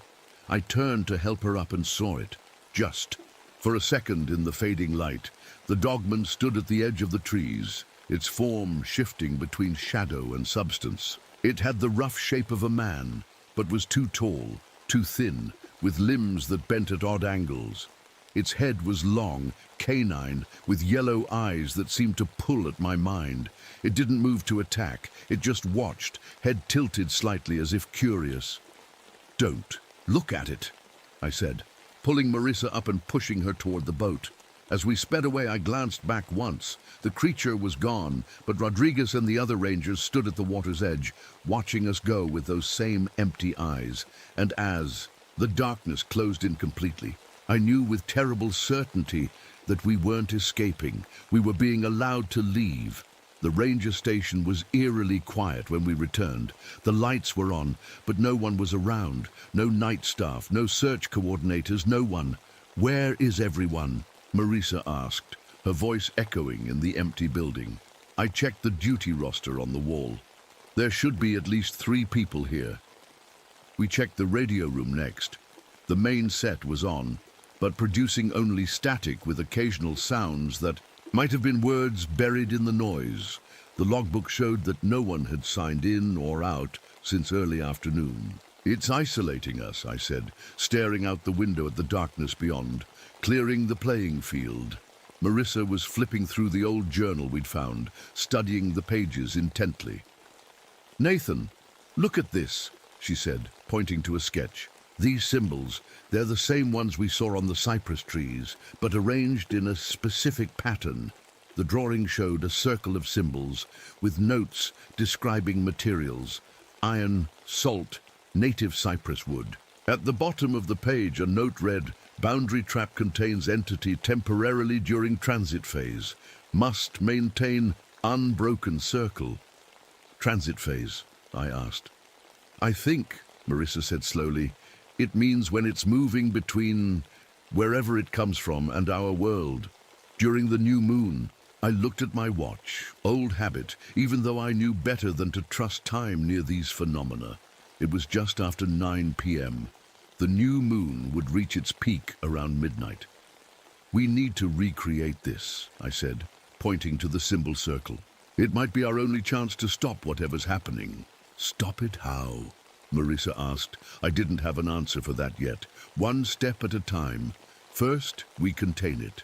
We gathered supplies from around the station: salt from the kitchen, iron nails from the maintenance shed, sections of cypress branch I'd collected years ago for just such a purpose, though I'd never admitted that to myself. As we worked, the temperature in the room began to drop. I could see my breath fogging in the air, even though the Florida night outside was warm and humid. "It knows," Marissa whispered. The lights flickered, then went out completely, leaving us in darkness broken only by our flashlights. Outside, a low howl rose from the direction of Blackwater Hammock. Not quite animal, not quite human. "We need to hurry," I said, gathering our supplies into a bag. We decided to make our stand at the dock: open space, multiple escape routes, and close. To water, which the journal suggested could disrupt the entity's ability to fully materialize. As we stepped outside, the night felt wrong. The stars were too bright, arranged in patterns I didn't recognize despite my decades studying the night sky. The moon, though new and invisible, somehow left a dark outline against the stars, like a hole in the fabric of the night. At the dock, we worked quickly by flashlight, laying out our circle using the journal's diagram as a guide. Salt to bind, iron to repel, cypress wood carved with the ancient symbols to contain. "Will this really work?" Marissa asked as we placed the last marker. "I don't know," I admitted, "but the Seminole have been dealing with this thing for centuries. I trust their knowledge more than anything science has offered." Just as we finished, my radio crackled to life. Through bursts of static came a voice, Rodriguez, but wrong somehow, flatter. "Nathan," the voice said, "we're coming back. We found them. We found everyone." I didn't respond. The real Rodriguez wouldn't be using a radio frequency that reached this far from Blackwater Hammock. "They're coming," I said to Marissa. "Get inside the circle." We stood back to back in the center of our makeshift boundary, watching the darkness surrounding the pool of light cast by our flashlights. The air grew colder, heavy with moisture that wasn't quite rain. More like the air itself was condensing around us. Shapes moved at the edge of the light, human silhouettes walking with stiff, unnatural movements. As they came closer, I recognized them, Rodriguez and the other rangers, the missing family, and others I didn't know, people with old-fashioned clothes, perhaps victims from previous cycles. They stopped just short of our circle, forming a ring around us. Their eyes reflected our flashlight beams like animals' eyes, but wrong. The light seemed to curve inward, spiraling into their pupils instead of bouncing back. "Nathan," they said in unison, their voices overlapping into a single droning sound. "You've been looking for us for so long, and now we're here." "That's not them," I said to Marisa, who was trembling beside me. "It's using them, their bodies or their memories." The air between us and the circle of people began to warp and twist. Shadows stretched and merged, taking on a form that towered over the human figures. The dogman, more solid than I'd seen it before, yellow eyes fixed on me with awful intelligence. "You know me," it said, the sound coming not from its mouth-like opening, but from the air all around us. "You've always known me, since you were a child, wandering these waters. I've watched you watching me." A chill ran through me. It was right. I'd seen things in these swamps since I was young. Glimpses, reflections, movements that couldn't be explained. That's what had driven me to become a cryptozoologist, then a ranger. I'd been looking for it my entire life. "What do you want?" I asked, surprised at how steady my voice sounded. "To cross over," it said simply, "to bring my world to yours. The boundaries weaken every 76 years. But I need anchors, minds that can see me, that believe in me." "Witnesses," Marisa whispered. "It needs people to believe in it, to fully manifest." The entity's form rippled like heat waves over hot pavement. "Smart," it said, focusing those terrible eyes on her. "You understand more than most. That's why you'll be perfect." It took a step forward, and I felt our protective circle strain. Against its presence, the salt line began to blacken and smoke where it was closest. "Our barrier's not going to hold it for long," I whispered to Marisa. "I have an idea," she said, her voice barely audible. "The journal mentioned water disrupts its form, and salt water is even more effective." I nodded slightly, understanding her plan. We were standing on a dock with deep water just feet away. If we could lure it in. "You've been trapped between worlds for a long time," I said loudly to the creature. "Is that why you take people? To have bodies in our world?" Its form wavered again, the dog-like head elongating further. "Bodies are limiting. I take minds, memories. Belief is the currency between worlds." While it focused on me, Marisa slowly reached into our supply bag and pulled out a container of salt. "And what happens to those people?" I asked, keeping its attention. "The ones from 1997, 1921, all the others?" "They serve," it said simply. "As your friends serve now, as you will serve soon." The possessed people took a synchronized step forward. Our circle flared with blue light where they approached, holding them back for now. "The moon reaches its darkest point in 7 minutes, Marisa whispered to me, glancing at her phone. "According to the journal, that's when the boundary between worlds will be thinnest." The creature's form grew more solid by the second. Details emerging that I didn't want to see. Impossible angles, textures that shifted between fur, scale, and something like oil on water. "Your circle can't hold me, Nathan," it said, my name sounding wrong in its voice. "You made it wrong. You always make it wrong." With horror, I realized what it meant. Every 76 years, someone tried to stop it. Every time, they failed. The abandoned camp we'd found wasn't from 1997. It was from 2073, our year. We were caught in a loop, playing our parts in a cycle that had happened before and would happen again, unless we changed something.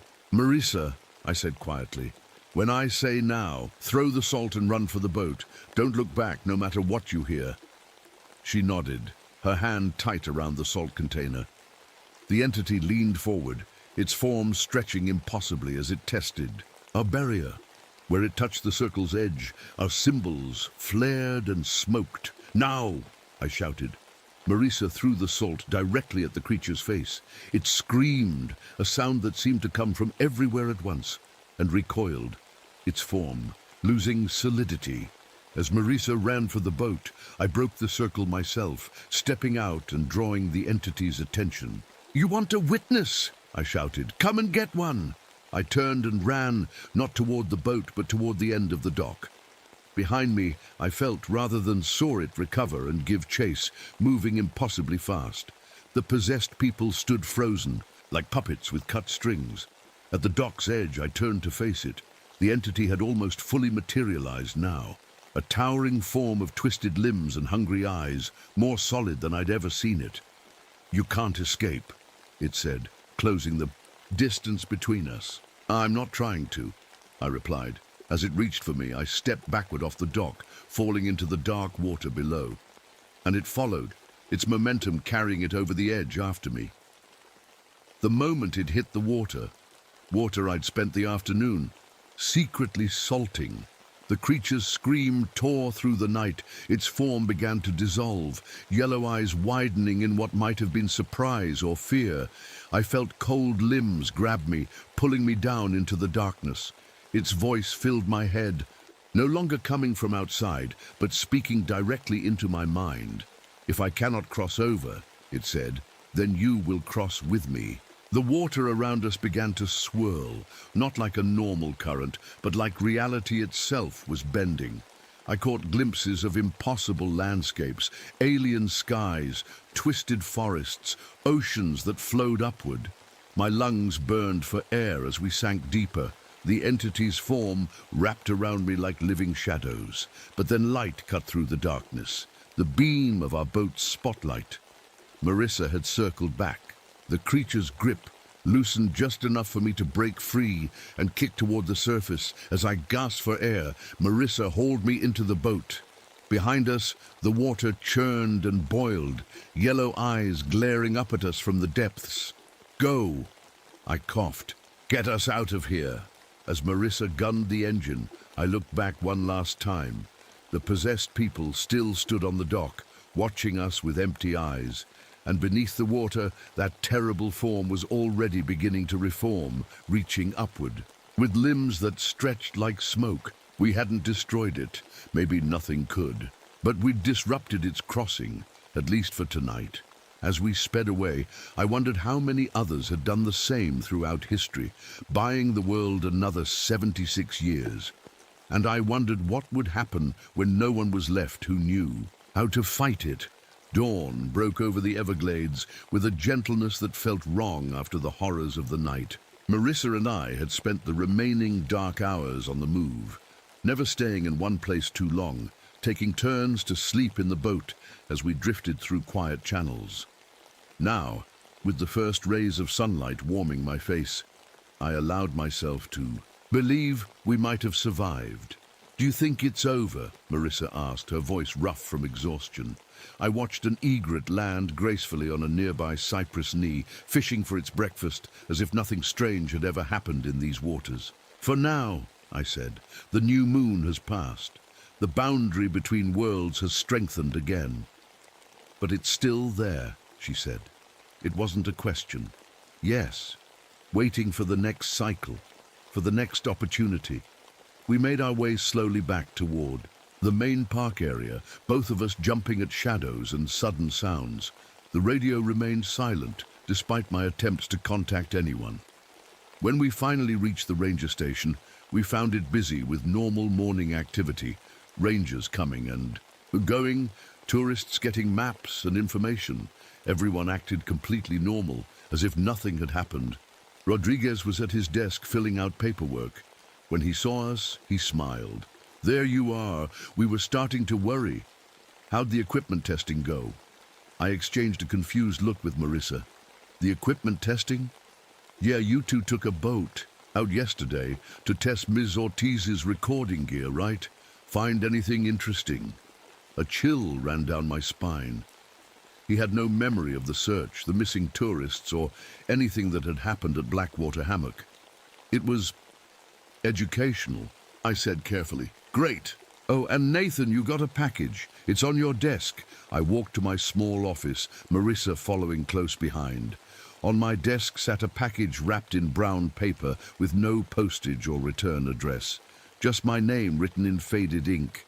Should you open it? Marissa whispered. My hands trembled slightly as I unwrapped the package. Inside was a leather-bound journal, identical to the one we'd found at the abandoned campsite, but newer. The pages blank, except for the first one. On that page, in my own handwriting, was a message. To whoever finds this in 2149, it returns every 76 years. The pattern holds. Salt water disrupts its form. Iron repels it. Cypress wood carved with the old symbols contains it. The circle must be unbroken. Be ready. Below that were precise drawings of the symbols we'd used in our barrier, along with notes on their proper arrangement. But I didn't write this, I said, showing the page to Marissa. She studied it, her face pale. Not yet, she whispered. But you will. I understood then. The journal we'd found yesterday wasn't from 1997. It was from now, from us, sent back into the cycle somehow. And this blank one would become our record for the next people who would face the entity. Time doesn't work normally around it, I said quietly. The watches hanging from the trees, the way Rodriguez and everyone else have no memory of what happened. It can bend time somehow. Marissa sat heavily in the chair across from my desk. So, what do we do now? We document everything, I said, taking out a pen. Everything we saw, everything we learned, and then we find a way to make sure this journal survives for 76 years. And the others? Rodriguez, the missing tourists, all those people on the dock? I hadn't wanted to think about them. I don't know. Maybe they'll come back to themselves now that the new moon has passed. Or maybe... I couldn't finish the thought. The idea that they might remain empty shells, or worse, that something else might be looking out through their eyes, was too horrible to voice. As if reading my thoughts, Marissa said, "We need to check on them. Over the next few days, we did just that. Rodriguez and the other rangers seemed perfectly normal. No memory of anything unusual, just a strange gap where those days should have been.